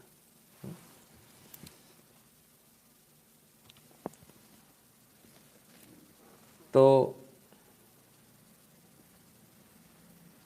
ये स्थिति है साहब। ये तो साइबेरियन पक्षी ने प्रयागराज में ठंड में आते हैं हमारे गेस्ट है। अरे वाह, ठंड वाले लग नहीं रहे वैसे सर, इतनी ठंड है नहीं वहाँ पे जहाँ का दिखाया जा रहा है, लेकिन हो सकता है ठंड वाले ही। We you never know. आपको हमारा लाइव कैसा लगा हमें ज़रूर बताइएगा, और 8770720196 पर गूगल पे, पेटीएम, फ़ोनपे के माध्यम से सपोर्ट करना, कंट्रीब्यूट करना ना भूलिएगा। भीम UPI एड्रेस है nshukla@UPI। भारत के बाहर रहने वालों के लिए 2 ऑप्शन है, patreon.com/नितिन शुक्ला पर जाकर कंट्रीब्यूट कर सकते हैं, और paypal.me/नितिन शुक्ला GWL पर जाकर सपोर्ट कर सकते हैं। बैंक डिटेल सहित बाकी सारी जानकारियाँ डिस्क्रिप्शन में दी हुई है, ध्यान से डिस्क्रिप्शन को पढ़ लीजिएगा। गूगल फॉर्म भर दीजिएगा, उसके लिए आपको आपका जो व्हाट्सएप है उसको चेक करना होगा। अगर मुझे आपने कभी मैसेज भेजा तो एक ऑटोमेटेड मैसेज आएगा, उसमें लिंक दी है, उस लिंक को खोलेंगे तो वो लिंक खुल जाएगी, वहाँ से गूगल फॉर्म को भरा जा सकता है। तो आप सबने अपना कीमती समय दिया, इसके लिए बहुत बहुत धन्यवाद। कल दोबारा मिलेंगे बहुत सारी खबरों के साथ, बहुत सारी एनालिसिस के साथ, लेकिन हो सकता है अब हम इसको जल्दी करें, क्योंकि धीरे धीरे ये अब आप सबकी सेहत के लिए भी अच्छा नहीं, मेरी सेहत के लिए तो खैर बिल्कुल ही अच्छा नहीं है। हम इसको जल्दी करने का प्रयास कर रहे हैं, बहुत प्रेशर है। हो सकता है कल हम थोड़ा जल्दी इसको प्रयास करें, अपने प्रयास को और थोड़ा जल्दी करने का कोशिश करेंगे इस लाइव को। तो आप सभी इसके लिए तैयार रहिएगा, हो सकता है कल थोड़ा सा जल्दी इसको हम शुरू करें। बहुत बहुत धन्यवाद आप सभी का, कल मिलते हैं, तब तक अपना ख्याल रखिएगा और वैक्सीन लगवा लीजिएगा, है ना। मास्क लगाए रहना, हाथों को सैनिटाइज करते रहना, हाथों को चेहरे पे नहीं लगाना। अपना ख्याल रखिएगा।